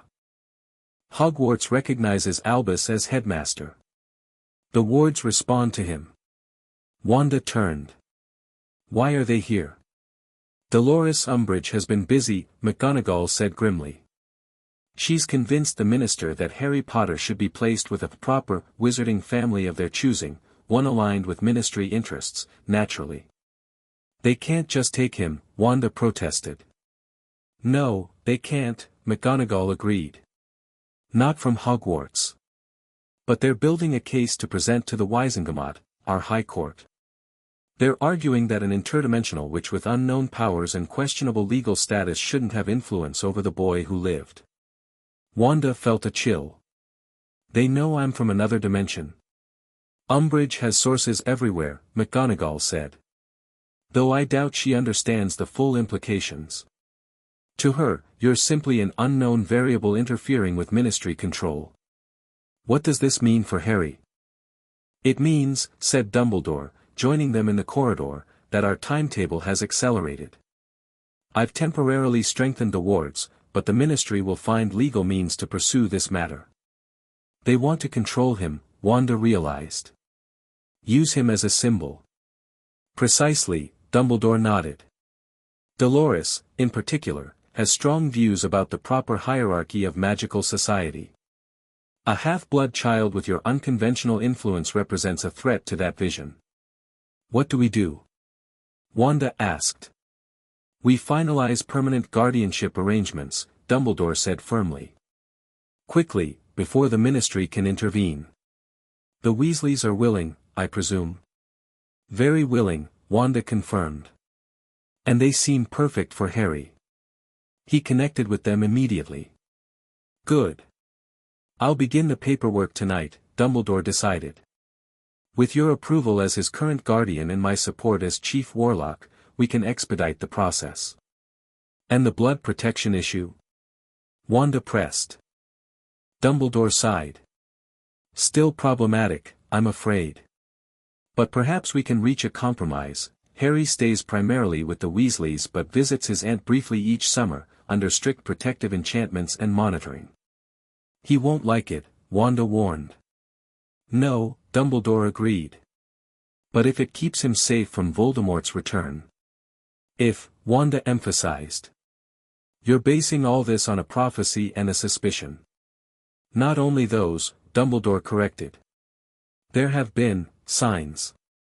Dark magic detected in remote regions. Certain artifacts behaving strangely. Former Death Eaters growing bolder. McGonagall looked alarmed. Albus, you haven't mentioned, because they are only whispers for now, Dumbledore cut her off gently. But whispers I cannot ignore when Harry's safety is concerned. The three of them stood in silence, watching as the Ministry officials finally departed from the gates, Umbridge's pink outfit visible until they disappeared beyond the boundaries of Hogwarts. They'll be back, McGonagall said grimly. Dolores Umbridge doesn't give up easily, especially when she believes she's defending the proper wizarding order. Then we must work quickly, Dumbledore agreed. Minerva, could you contact Arthur and Molly tonight? Ask them to come to Hogwarts tomorrow morning to discuss formal guardianship arrangements. McGonagall nodded and departed, leaving Wanda and Dumbledore alone. There's something else, Wanda said, studying Dumbledore's troubled expression. Something you're not saying. Dumbledore smiled faintly. You are remarkably perceptive, Ms. Maximoff. Yes, there is another concern. The scar on Harry's forehead, it's not an ordinary curse scar. It represents a connection to Voldemort, the nature of which I don't fully understand yet. A connection? Wanda asked, alarmed. What kind of connection? That, Dumbledore said heavily, is what I've been researching. It's part of why I believe Voldemort is not truly gone, and why the blood protection is so crucial. Before Wanda could demand more details, a disturbance rippled through the castle, not the wards this time, but something else. A magical alarm of some kind.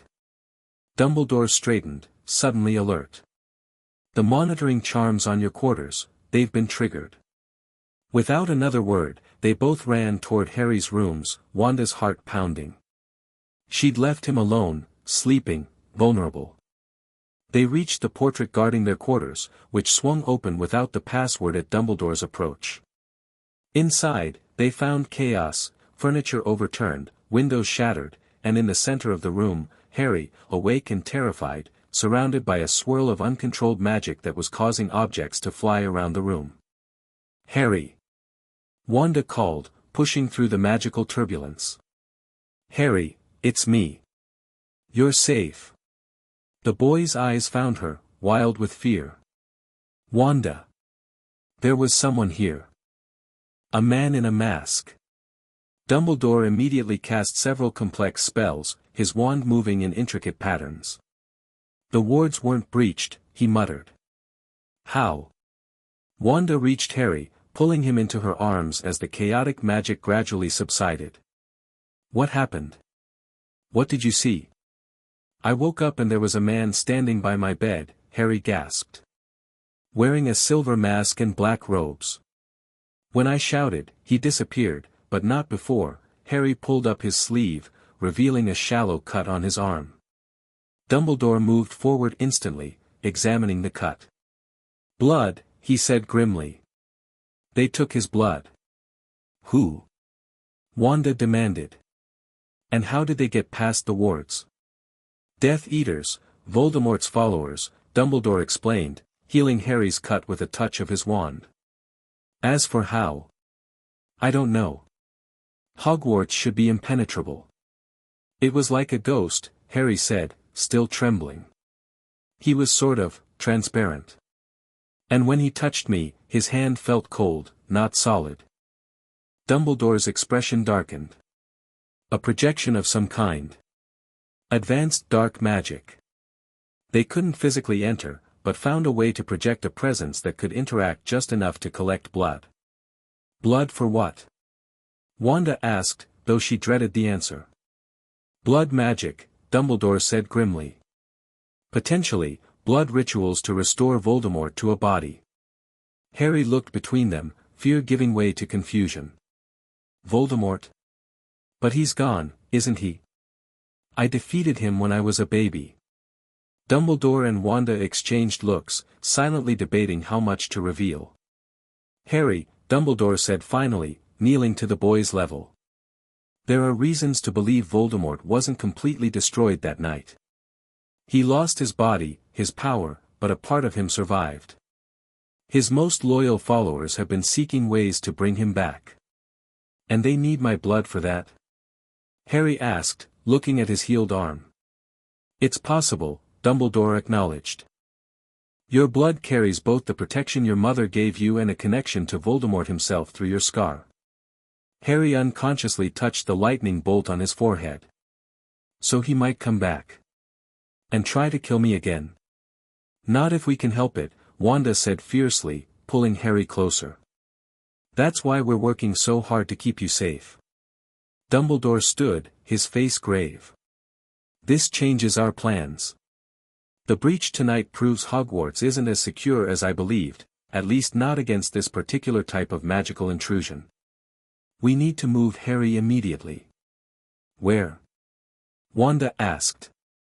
"If Hogwarts isn't safe." Dumbledore thought for a moment. "Number 12, Grimmauld Place. The Black family home in London. It's under Fidelius' charm with me as secret keeper. Not even magical projection can penetrate that protection." "The Weasleys," Wanda began. "Will meet us there," Dumbledore finished. "Along with some additional protection I'll arrange. Harry, Ms. Maximoff, pack your things quickly. We leave within the hour." As Dumbledore left to make arrangements, Wanda helped Harry gather their few possessions, all while maintaining physical contact with the still shaken boy. "I'm sorry I left you alone," she said, guilt washing over her. "I should have been here." "It's not your fault," Harry said, showing remarkable maturity. "You didn't know bad wizards could ghost through Hogwarts." Still, Wanda insisted, "From now on, I'm not leaving your side until we're sure you're safe." Harry looked up at her, his green eyes serious. "Wanda? Am I always going to be in danger because of what happened when I was a baby?" The question broke her heart. "I don't know, Harry. But I do know you won't face it alone. You'll have people who love you, who will protect you." "Like the Weasleys?" Harry asked hopefully. "Yes. And Professor McGonagall, and Hagrid, and Dumbledore." She didn't include herself, couldn't promise that kind of permanence, and the omission hurt. Harry seemed to understand what went unsaid. "And you, while you're here." "And me," Wanda confirmed, hugging him tightly. "With everything I have, for as long as I can." Within the hour, they were ready. Dumbledore returned with McGonagall and, surprisingly, Professor Snape, whose sallow face was even more severe than usual. "Severus will accompany us," Dumbledore explained. "His expertise in dark arts may help us understand what happened tonight." They traveled not by Floo this time, but by a magical object called a portkey, an old boot that Dumbledore enchanted.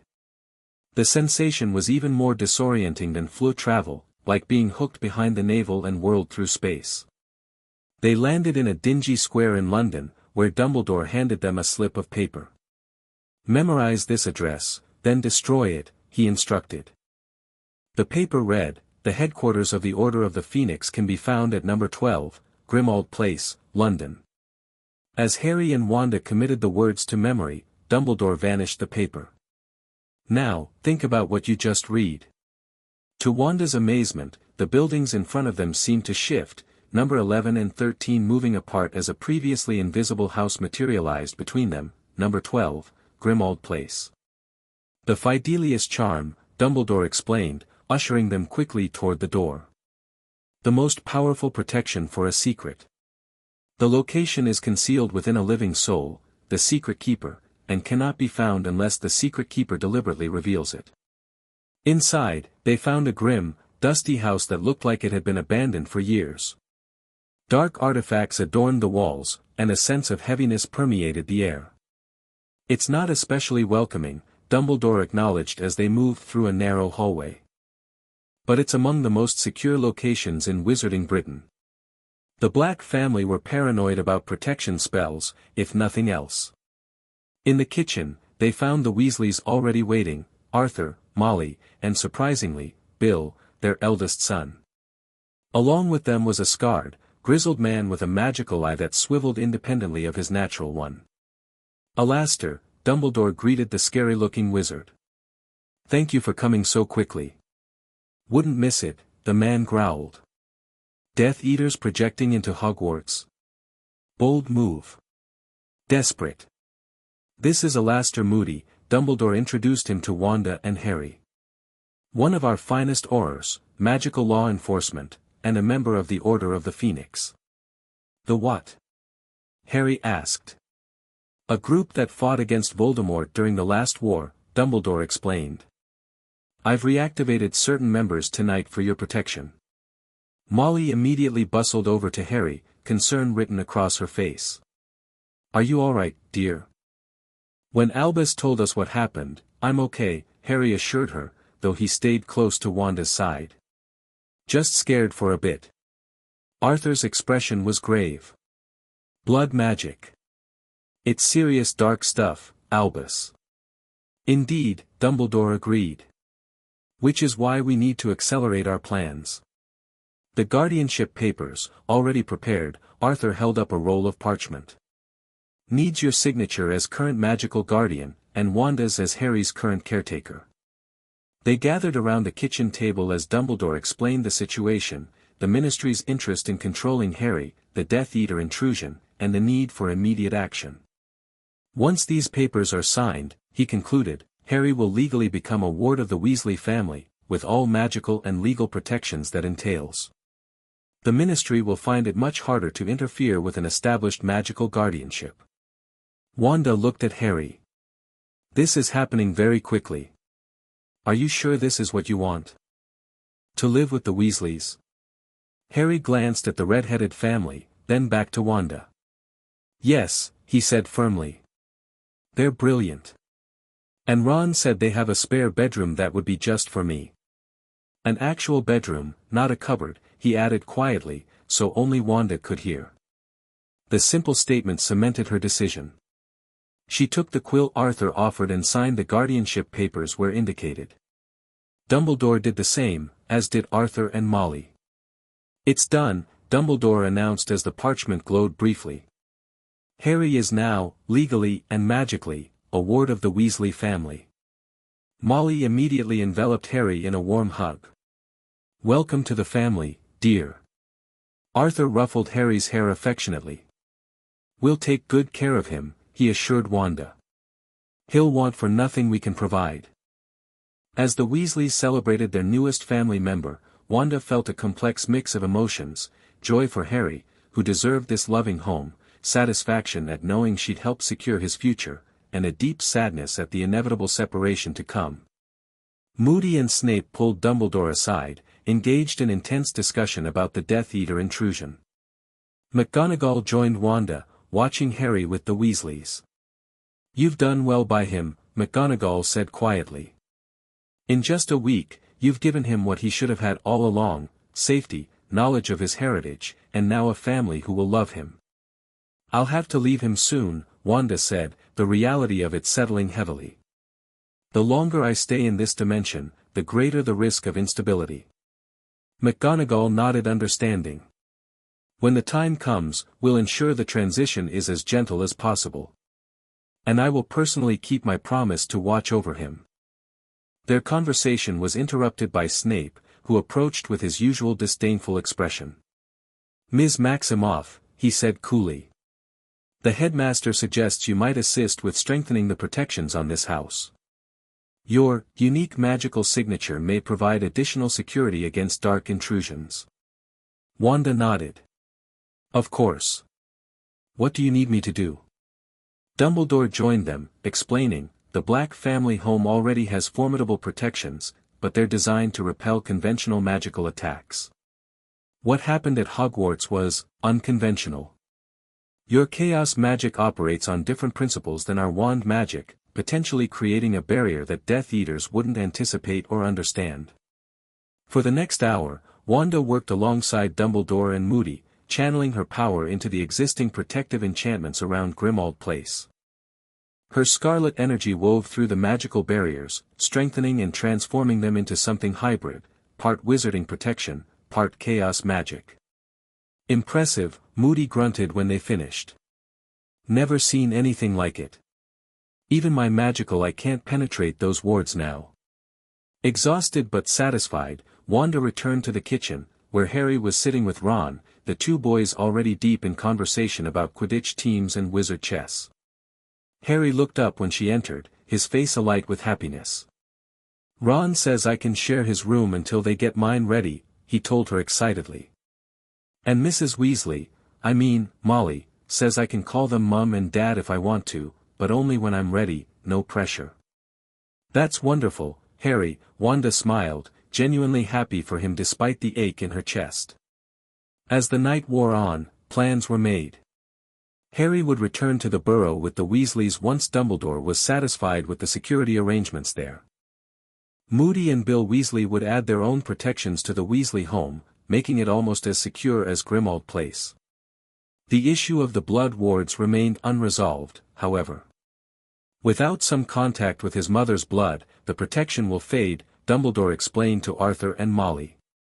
Yet given the Dursleys' treatment of Harry, I'm reluctant to insist on prolonged stays.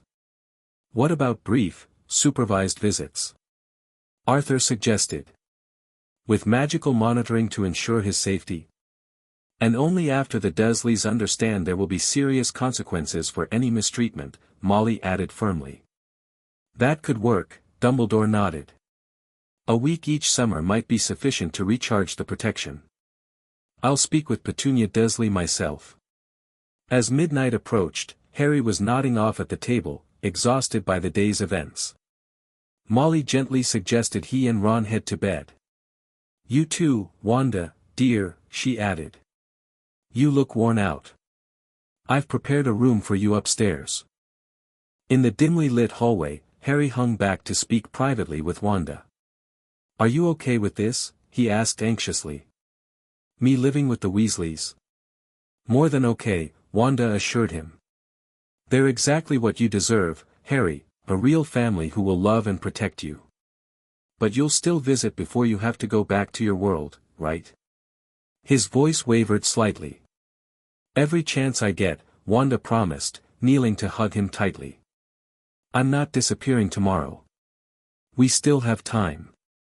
Harry nodded against her shoulder, then pulled back with a small smile.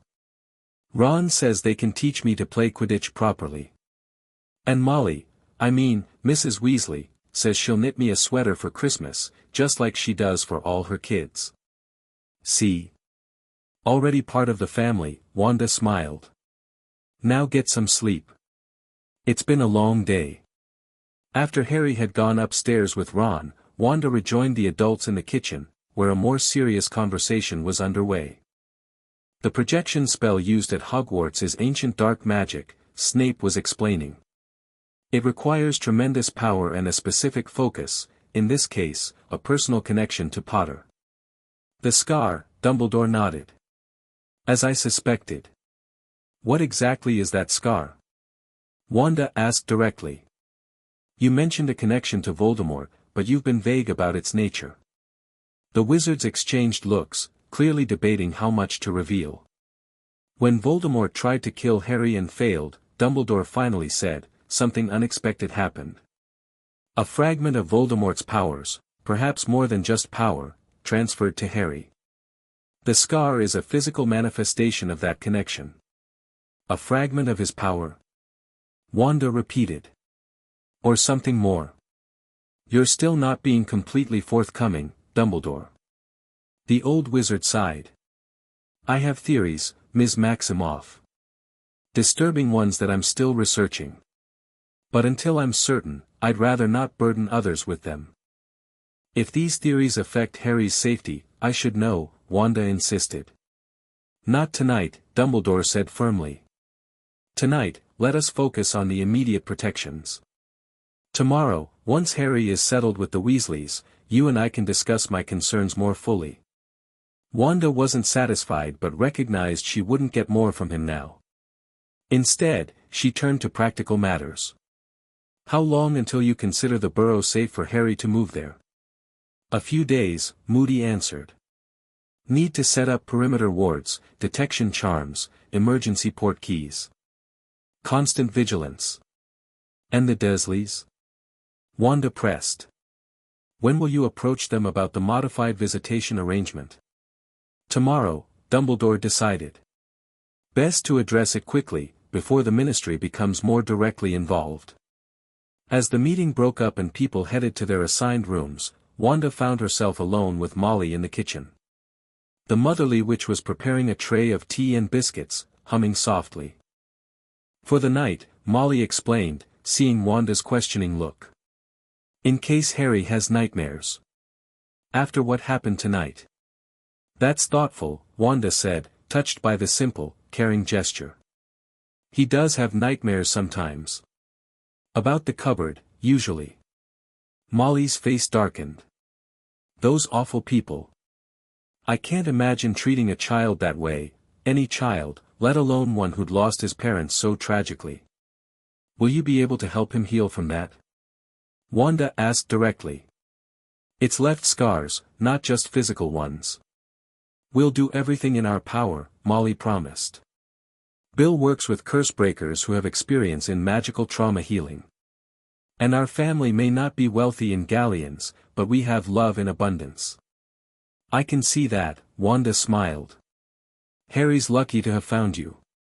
No, Molly corrected gently. We're lucky to have found him. And we have you to thank for that. If you hadn't crossed dimensions to rescue him. The thought hung between them, Harry still trapped with the Dursleys, unloved, unaware of his heritage, suffering. I'll always be grateful I saw him when I did, Wanda said simply. He deserves every happiness. And he'll have it, Molly assured her. For as long as we live, Harry Potter will be loved as one of our own. With that promise lingering in the air, Wanda finally headed to bed, bone-tired but content in the knowledge that, whatever came next, Harry would face it with a family who loved him. For now, that was enough. Chapter 3, New Beginnings. Morning came too quickly at Grimmauld Place, sunlight filtering through dusty curtains that couldn't quite block it out. Wanda woke to the sounds of life downstairs, voices, clattering dishes, occasional laughter. The Weasleys brought warmth to even this grim old house. She found Harry already in the kitchen with Ron, both boys devouring enormous plates of breakfast while Molly fussed around them. A growing boy needs proper nutrition, Molly was saying, adding another sausage to Harry's already full plate. Especially after what those horrible muggles did. We'll have you at a healthy weight in no time. Harry caught Wanda's eye and grinned, his mouth full. He looked happier than she'd ever seen him, relaxed, secure, beginning to believe he belonged. Morning, she said, accepting the cup of tea Arthur offered her. Sleep okay?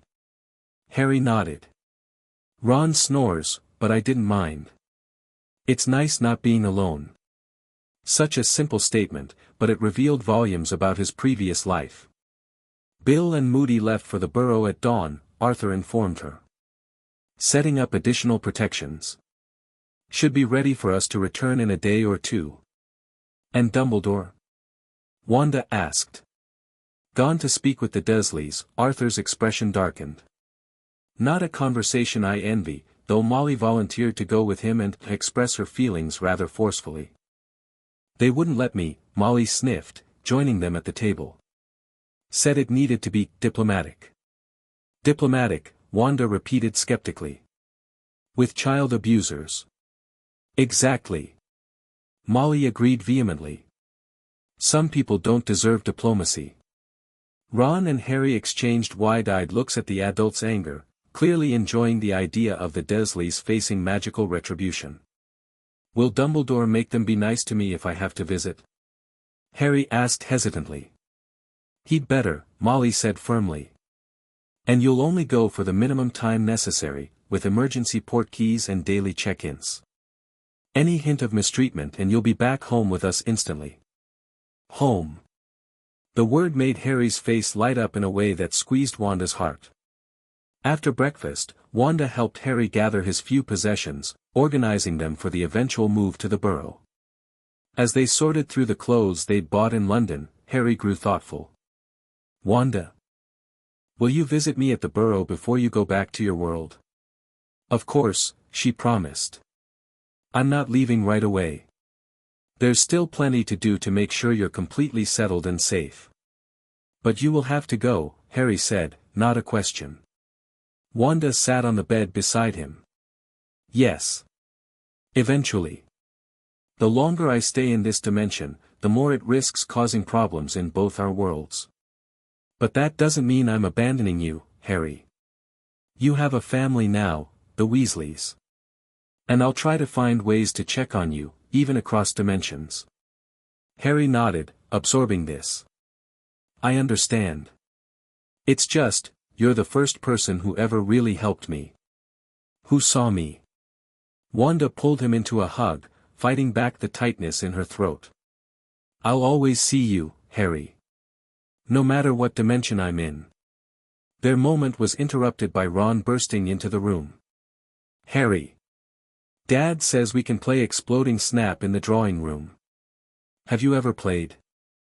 Harry shook his head, his sadness quickly replaced by excitement. "Is it like regular Snap?" "Sort of, except the cards explode. Come on, I'll teach you." As the boys raced off, Wanda found herself smiling despite the ache in her chest. This was how it should be, Harry having a normal childhood with friends and games, not worrying about adult concerns. Downstairs, she found Arthur in the library, surrounded by architectural drawings of the Burrow and complex magical diagrams. "Designing the security arrangements?" she asked, joining him. "Yes," Arthur nodded. "Bill's expertise with curse breaking is invaluable. We're creating layered protections, standard wizarding enchantments reinforced with some rather obscure ancient magic he's encountered in Egypt." "Can I help?" Wanda offered. "My chaos magic might add an additional layer they wouldn't expect." Arthur looked up with interest. "That's an excellent idea. Your magic works on different principles than ours, correct? That would make it much harder for dark wizards to counter." For the next hour, they worked together on the protection plans, Wanda describing how her energy manipulation might interact with their magical barriers. Arthur was fascinated, asking thoughtful questions about her abilities and their origins. "The protections should be complete by tomorrow evening," Arthur concluded. "Then we can bring Harry home properly." The sound of a heavy door opening downstairs interrupted their planning. Moments later, Dumbledore appeared in the library doorway, looking weary but satisfied. "The Dursleys have agreed to the arrangement," he announced without preamble. "With some persuasion." "What kind of persuasion?" Wanda asked suspiciously. A slight smile touched Dumbledore's lips. "I simply made it clear that their options were limited. Either cooperate with a brief, supervised annual visit, or face magical justice for their treatment of Harry." "And they chose the visits?" Arthur asked skeptically. "Vernon was resistant," Dumbledore admitted. "But Petunia ultimately convinced him. I believe she understands more about the magical world, and the potential consequences, than she lets on." "What exactly did you tell them?" Wanda pressed. "The truth," Dumbledore said simply. "That their treatment of Harry constituted abuse under both Muggle and magical law. That evidence could be provided to either authority. That magical guardianship has now been legally transferred to the Weasleys. And that the blood protection requires some minimal contact to remain active. They just accepted that." Arthur looked doubtful. "Not without protest," Dumbledore admitted. "But I was persuasive." Something in his tone suggested persuasive might have involved magical demonstrations that left Vernon Dursley significantly less confident in his ability to resist. "So it's settled," Wanda concluded. "Harry stays with the Weasleys permanently, visits the Dursleys briefly each summer under supervision. With multiple safeguards in place," Dumbledore confirmed. "Monitoring charms, emergency port keys, and regular check-ins. The first such visit won't be necessary until next summer, giving Harry plenty of time to settle into his new home. The relief on Arthur's face was palpable. Molly will be pleased. She was prepared to fight the Gringotts itself if necessary. A formidable opponent I'm glad to avoid, Dumbledore smiled. Now, there's another matter we should discuss. The Death Eater who obtained Harry's blood, we must assume they have specific plans for it. Blood magic, Arthur said grimly. Nasty stuff. What can we do to counter it? I've consulted with Severus, Dumbledore explained. There are protective rituals we can perform that won't negate the blood protection from Lily's sacrifice but will help shield Harry from specific blood-based targeting magic. What kind of rituals? Wanda asked cautiously.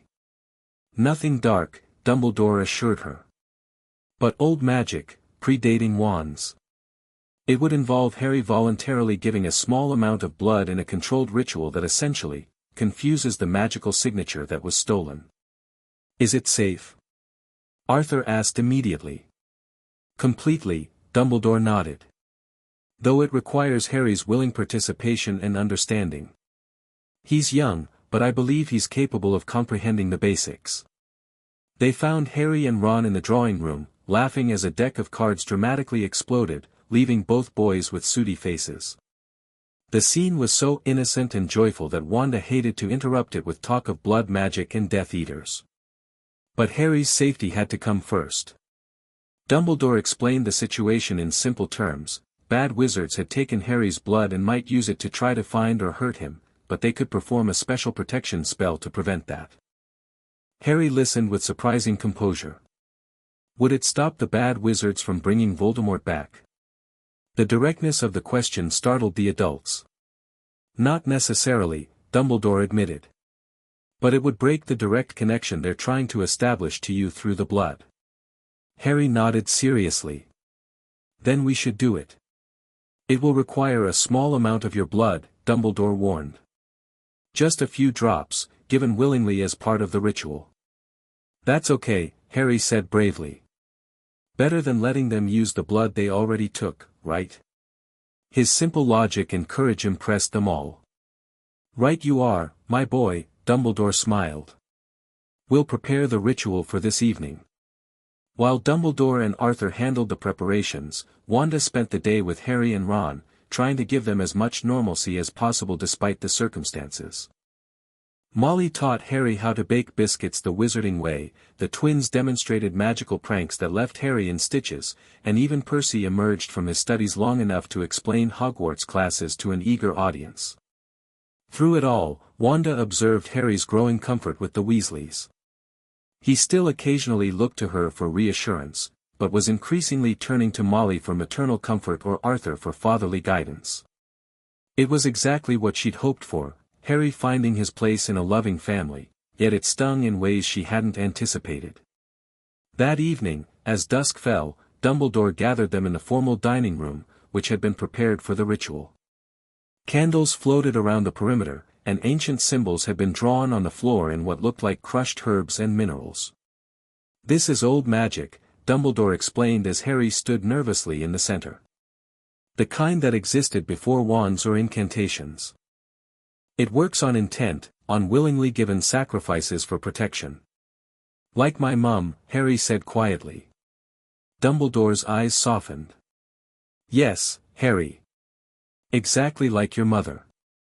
Though this is much simpler, much less absolute. The ritual itself was straightforward. Harry stood in the center of the circle while Dumbledore spoke words in a language Wanda didn't recognize, older than Latin, perhaps older than recorded history. When directed, Harry extended his hand, and Dumbledore made a tiny nick on his finger with a silver knife.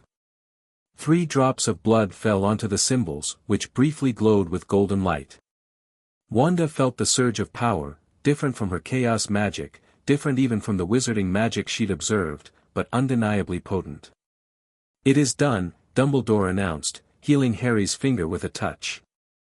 The blood taken from you will now be magically confused, unable to provide the direct connection to you that its takers intended. Harry looked down at his healed finger. That's it?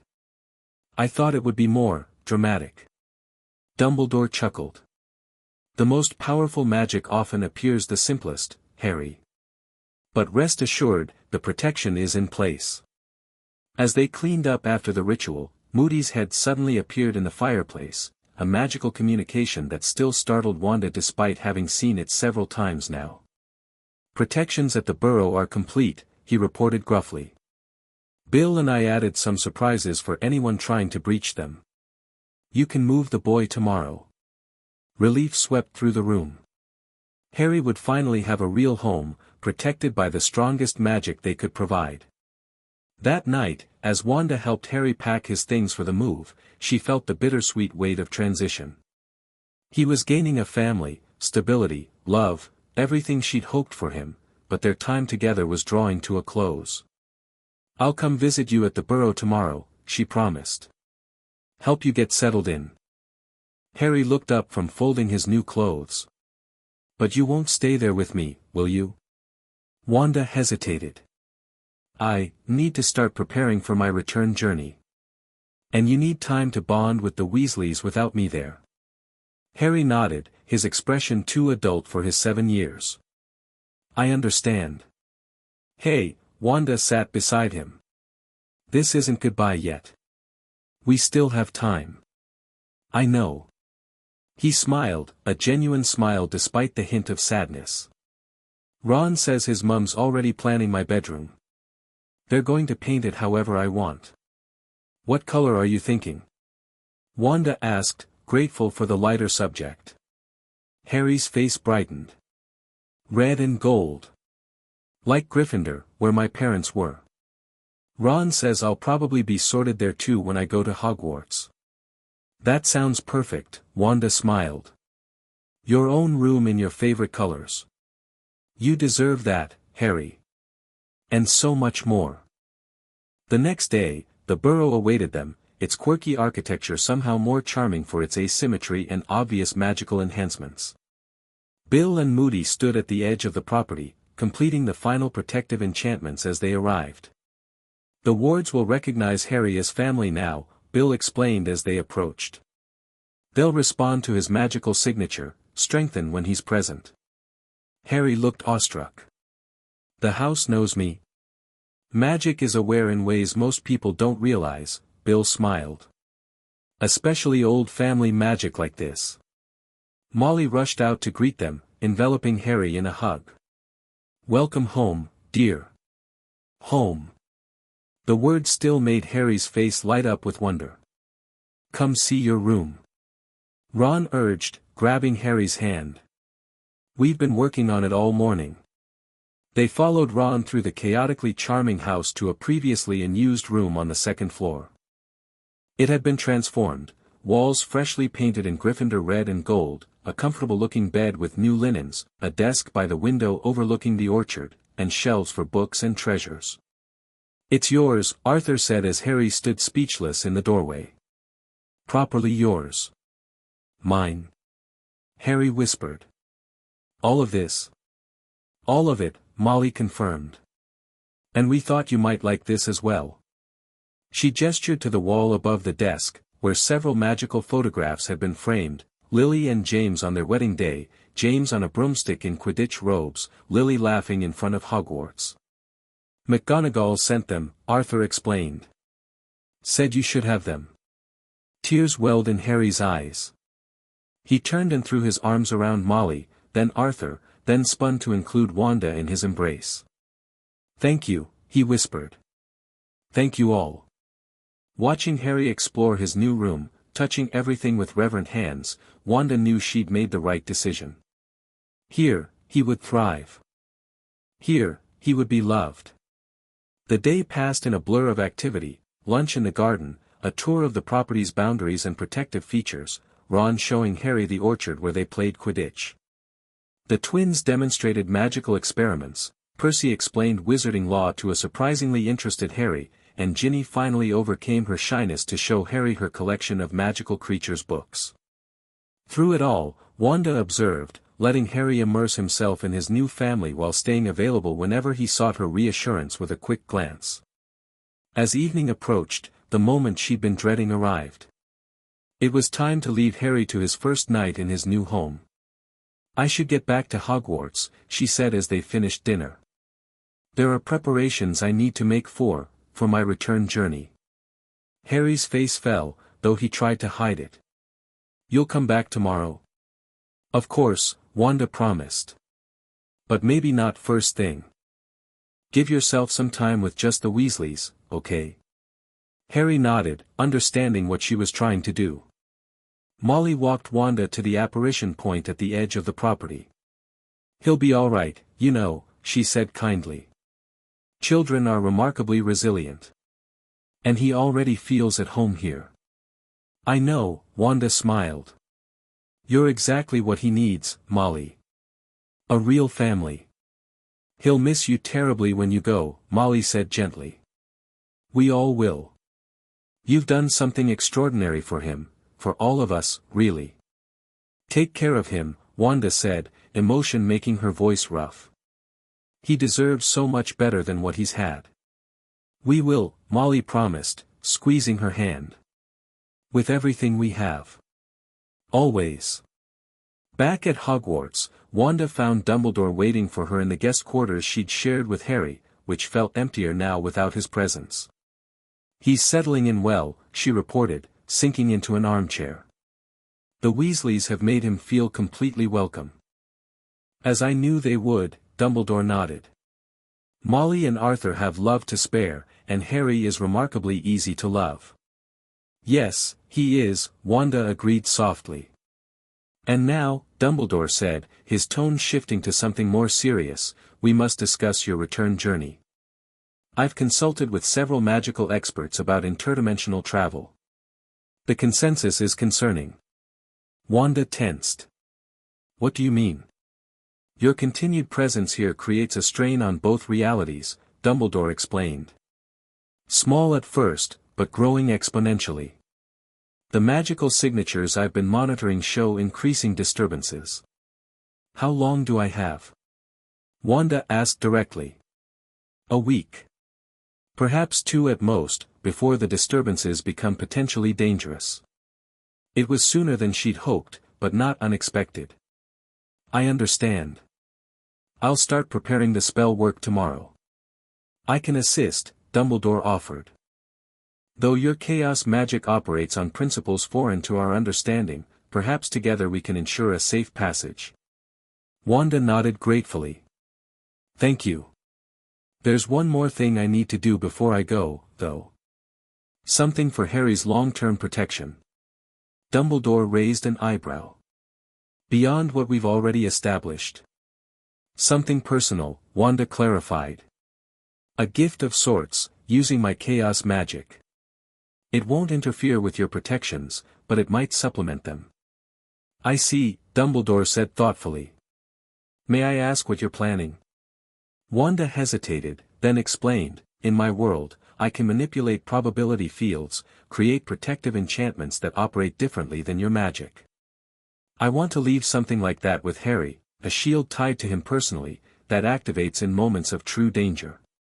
"Fascinating," Dumbledore leaned forward. "And would this protection be detectable by magical means?" "Not by your magical means," Wanda said. "It would operate outside your system entirely, which is precisely why it might be effective against threats that know how to counter conventional wizarding protections." "An excellent additional layer of security," Dumbledore agreed. "When would you implement this?" "Before I leave," Wanda said. "It requires direct connection to Harry and a significant amount of my power." Dumbledore nodded. "Very well. Let me know when you're ready, and I'll ensure you have the privacy and time you need with Harry." The next several days fell into a rhythm. Mornings, Wanda worked with Dumbledore and occasionally McGonagall on preparations for her dimensional return journey. Afternoons, she visited the Burrow, spending time with Harry and the Weasleys, gradually decreasing her presence as Harry grew more comfortable in his new home. Each day, Harry seemed happier, more secure. He'd gained a little weight already from Molly's cooking, his face less pinched, his smiles coming more easily. He and Ron were inseparable, playing wizard chess, exploring the property, and planning elaborate Quidditch maneuvers for when Harry got his own broomstick. One afternoon, about a week after Harry's move to the burrow, Wanda arrived to find him zooming around the orchard on a child's broomstick, laughing with pure joy as he executed a wobbly turn. "The twins are teaching me," he called, spotting her. "I'm going to try out for Quidditch when I get to Hogwarts, just like my dad." "You're a natural," Wanda called back, watching as he maneuvered between the trees with increasing confidence. Later, as they sat in the garden sharing lemonade, Harry turned to her with uncharacteristic seriousness. "You're leaving soon, aren't you? For real this time?" Wanda nodded, not surprised by his perception. "Yes. The dimensional imbalance is growing. I need to go back soon." Harry absorbed this, looking down at his glass. "I'll miss you." "I'll miss you too," Wanda said, her throat tight. "More than you know." "But it's okay," Harry continued, surprising her. "Because of you, I have a family now. A real one. And a home. And I know about magic, and my parents, and everything." His maturity broke her heart a little. "You deserve all of it, Harry. Will you ever come back?" he asked, the childlike hope returning to his voice. "Even just to visit?" Wanda hesitated, not wanting to make promises she couldn't keep. "Dimensional travel is complicated and dangerous. But I'll try to find ways to check on you, even if I can't physically return." Harry seemed to accept this. "Ron's dad says sometimes people can be connected even when they're apart. That magic can bridge distances." "Arthur's right," Wanda smiled. "And before I go, I want to give you something. A special protection, from my kind of magic." Harry's eyes widened. "What kind of protection?" "Something that will always connect us," Wanda explained. "A shield that will activate if you're in real danger. Can you come to Hogwarts tomorrow? Dumbledore's helping me prepare it." Harry nodded eagerly. Mum," he blushed slightly at the still new term, "said I could visit Hogwarts anytime I wanted. Professor McGonagall told her so." "Tomorrow then," Wanda confirmed. "And Harry? Bring something small that's important to you. Something you keep with you." The next day, Harry arrived at Hogwarts with Arthur, carrying a small drawstring pouch. His face was a mix of excitement and apprehension as Dumbledore led them to a special chamber deep in the castle. "This room amplifies magical energies," Dumbledore explained. "It was used centuries ago for ritual magic before wands became the standard focus." The circular stone chamber was illuminated by floating lights, the walls inscribed with ancient magical symbols. In the center, a pattern had been laid out in what looked like silver dust. "What did you bring?" Wanda asked Harry. He opened the pouch and carefully removed a small object, the tiny, repaired glass stag she'd seen him recover from his cupboard at the Dursleys. "It was my mum's," he explained. "Aunt Petunia tried to throw it away once, but I rescued it. I think it might have been a gift from my dad." The small figurine, clearly treasured despite its humble appearance, was perfect. "May I?" Wanda asked, holding out her hand. Harry hesitated only briefly before placing the stag in her palm. "I'm going to enchant this with my protection," Wanda explained. "Then whenever you carry it, the protection will be with you." Dumbledore guided Harry to stand in the center of the silver pattern. "You need to be still and quiet while Ms. Maximoff works her magic, Harry. Can you do that?" Harry nodded, standing straight and tall in the center of the room, his green eyes fixed trustingly on Wanda. Taking a deep breath, Wanda began channeling her chaos magic, scarlet energy flowing around her hands and through her fingers. She cradled the glass stag, infusing it with layers of protective enchantment, shields against physical harm, warnings for approaching danger, a connection to her own energy that would transcend dimensional barriers. The red light enveloped the small figurine, sinking into the glass, transforming it without changing its appearance. When she was satisfied with the enchantment, Wanda approached Harry, the stag now glowing softly in her palm. "This protection is tied specifically to you," she explained, kneeling to his level. To your magical signature, your essence. It won't activate for anyone else. Harry watched with fascination as she placed the stag back in his hand. The moment it touched his skin, the red glow flared briefly, then settled into the glass, now appearing completely normal.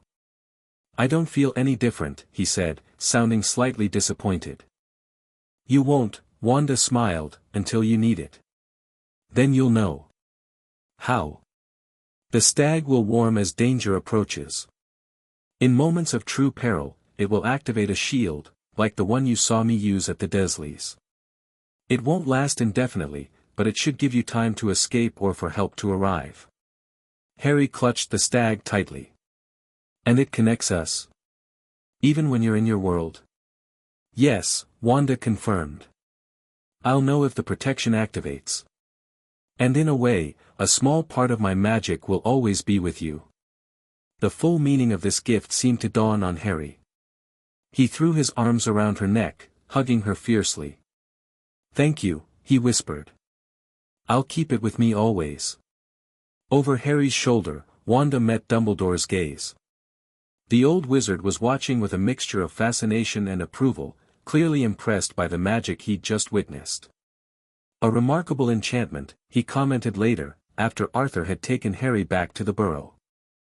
I could feel its power, yet it operates on principles entirely foreign to our magical understanding. Which is precisely why it might protect him from threats your magic can't anticipate, Wanda explained. Different dimensional origin, different rules. Indeed, Dumbledore agreed. A valuable addition to his protections. He paused, studying her. You've become quite attached to him. Is that surprising? Wanda asked.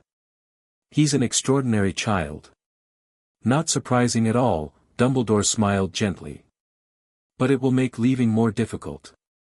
It already is, Wanda admitted. But I'd make the same choice again, knowing what I know now.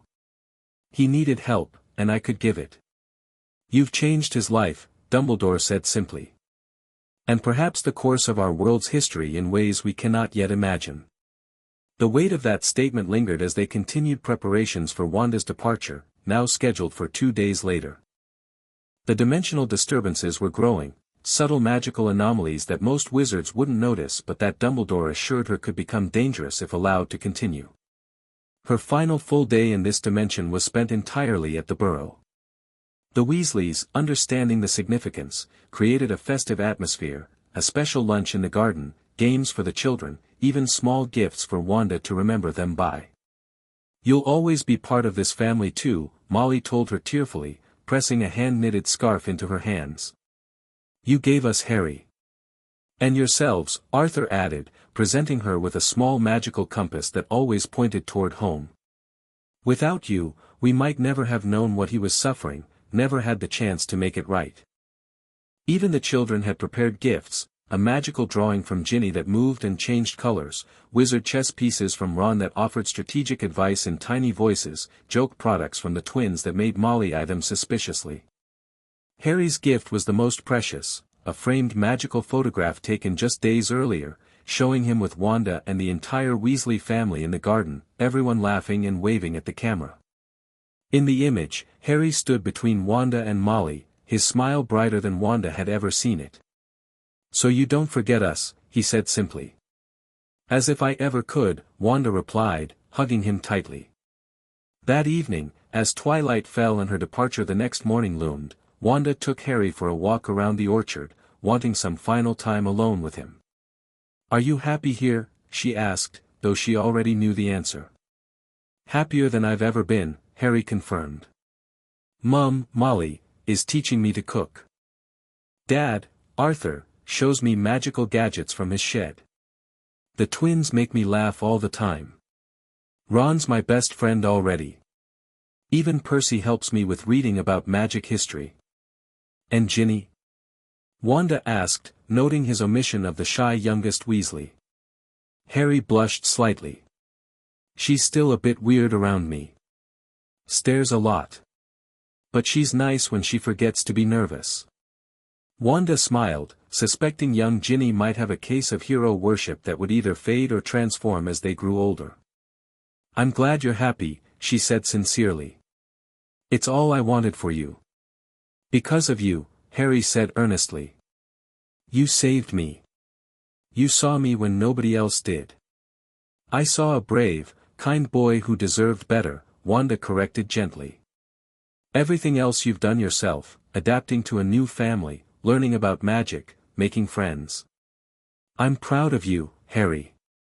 They walked in companionable silence for a while, the setting sun painting the orchard in gold and amber. Finally, Harry asked the question she'd been dreading. "Tomorrow morning? That's really it?" Wanda nodded. "The dimensional tear is growing. I have to go back." Harry's face was solemn in the fading light. "I understand. But I'll miss you." "I'll miss you too," Wanda said, her voice catching. "But remember, a part of my magic will always be with you." She touched the pocket where she knew he kept the glass stag. "And knowing you're safe and loved, that's the best gift I could take back with me." As darkness fell completely, they returned to the burrow, where lights blazed welcomingly from every window. From inside came the sounds of the family, voices calling, laughter, the clatter of dinner preparations. A real home. A place where Harry belonged. Saying goodnight was difficult. Harry clung to her a little longer than usual, and Wanda found herself memorizing everything about him: the unruly dark hair, the startling green eyes, the lightning scar that connected him to a destiny she still didn't fully understand. "See you tomorrow," he said finally. For goodbye." "Not goodbye," Wanda corrected gently. "Just, until next time. Even if that time is very far away." Back at Hogwarts, Wanda spent her final night in this dimension packing the few possessions she'd accumulated, the gifts from the Weasleys, books about magic that Dumbledore had suggested might be safely transported between worlds, a small vial of phoenix tears that Fawkes had voluntarily provided, in case of emergencies. Morning came too quickly. The dimensional portal would be opened at precisely 9 o'clock, when magical conditions were optimal. Dumbledore, McGonagall, and Snape would assist with the complex spell work required. At 8:30, Arthur arrived with Harry, who was unusually quiet and solemn in his best robes. "The others wanted to come," Arthur explained. "But we thought it might be easier for Harry this way." Wanda nodded gratefully. A full Weasley family farewell might have broken her composure entirely. The preparations were nearly complete in the chamber they'd used for Harry's protection spell. A circular area had been marked with complex runes, and magical energy crackled visibly in the air. "Ms. Maximoff's unique energy signature has been incorporated into the portal design," Dumbledore explained to Harry. "Ensuring she returns precisely to her own dimension, not some variant." Harry nodded, though Wanda suspected the technical details meant little to him. His attention was fixed on her, as if trying to memorize her face just as she had done with his. As the appointed time approached, Wanda knelt to Harry's level one last time. "You're going to be amazing," she told him. "Brave, powerful, kind, everything your parents would have been proud of. Everything I'm already proud of." Harry's eyes shimmered with unshed tears.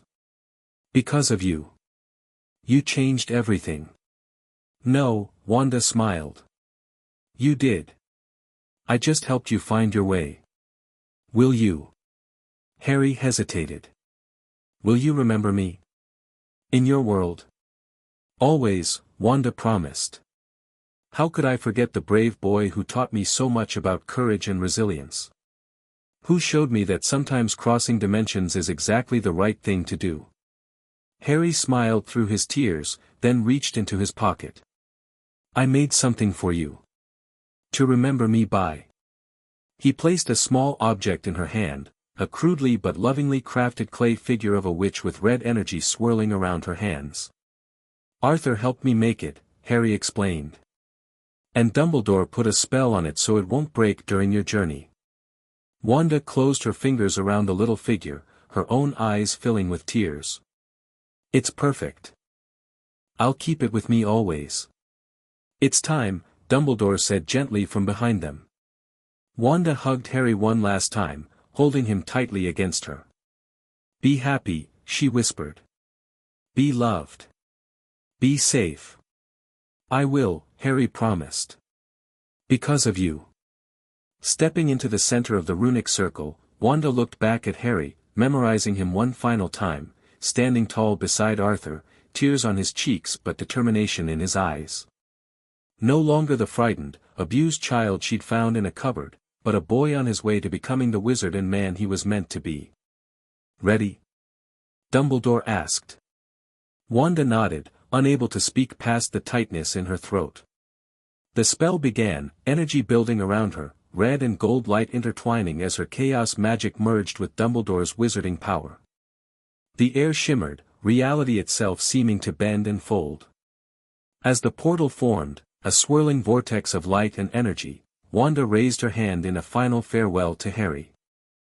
He returned the gesture, brave even in this moment of loss. "Until next time," she called, her voice nearly lost in the roar of dimensional energy. Then the portal enveloped her, reality shifted, and this world, Harry's world, faded from view. "Wanda! Wanda!" Strange's voice penetrated the swirling chaos as Wanda materialized in the New York sanctum, exactly where she'd left from nearly 2 weeks earlier. "I'm here," she managed, steadying herself against a wall. "I made it back." Strange looked both relieved and furious. "Do you have any idea?" "The dimensional instabilities. I specifically told you not to." "I know," Wanda interrupted. "And I'd do it again." Something in her voice must have conveyed the weight of her experience, because Strange's anger deflated. "The boy?" he asked more gently. "Did you help him?"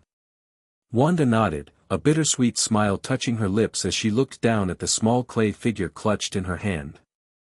"I did. He's safe now. Loved. With a real family." Strange studied her for a long moment. "You changed that world's timeline, you know. Actions like that have consequences. Good ones, I hope," Wanda said simply. "For his sake, so do I," Strange sighed. "Come on. The others have been worried sick. Especially after the temporal anomalies started appearing 3 days ago." As they left the sanctum, stepping into the bustling reality of New York City, her New York, her dimension, Wanda found herself wondering what Harry was doing right now, in that other world where magic worked differently but love remained the same. "Be happy, Harry," she whispered to herself, clutching the little clay figure. "Be loved." For years later, Harry's world. "Harry. Hurry up or you'll miss the train." Harry Potter, now 11 years old and about to start his first year at Hogwarts, grabbed his trunk and raced down the stairs of the burrow. His room, his real room, not a cupboard, was now decorated with Quidditch posters, magical photographs, and books about spells and potions. "Coming, Mum," he called, grinning as Molly Weasley bustled around the kitchen, packing last-minute sandwiches for the journey. "Got everything? Robes? Books? Wand?" Arthur checked, helping Harry with his trunk. "All packed," Harry confirmed. "And Hedwig's cage is ready." The snowy owl, a birthday gift from Hagrid, hooted softly from her perch. "And your special stag?" Molly asked quietly, referring to the glass figurine Harry had carried everywhere for the past 4 years. Harry patted his pocket where the enchanted stag rested safely. "Always." Ron thundered down the stairs behind him. "Can't believe we're finally going. Fred and George have been going on about the sorting ceremony. Reckon we have to wrestle a troll." Harry laughed. "McGonagall told me it's just a hat that reads your thoughts." "The twins are messing with you." Again, Ron groaned. The journey to King's Cross was chaotic, as all Weasley family outings tended to be. Harry, long accustomed to the loving mayhem, enjoyed every moment. Ginny's complaints about being left behind, the twins' jokes, Percy's pompous instructions about Hogwarts protocol. This was family. This was home. As they approached the barrier to platform 9 3/4, Harry felt a flutter of excitement mixed with nostalgia. For years ago, he couldn't have imagined this moment, surrounded by people who loved him, heading to a school where his parents had learned magic, carrying a wand of his own, holly and phoenix feather, which Ollivander had found curious for reasons he wouldn't fully explain. "Nervous?" Arthur asked, noticing Harry's momentary hesitation. "A little," Harry admitted. "But mostly excited." "You'll do brilliantly," Arthur assured him, ruffling his hair affectionately. "Your parents would be so proud." Harry nodded, touching his pocket where the glass stag rested.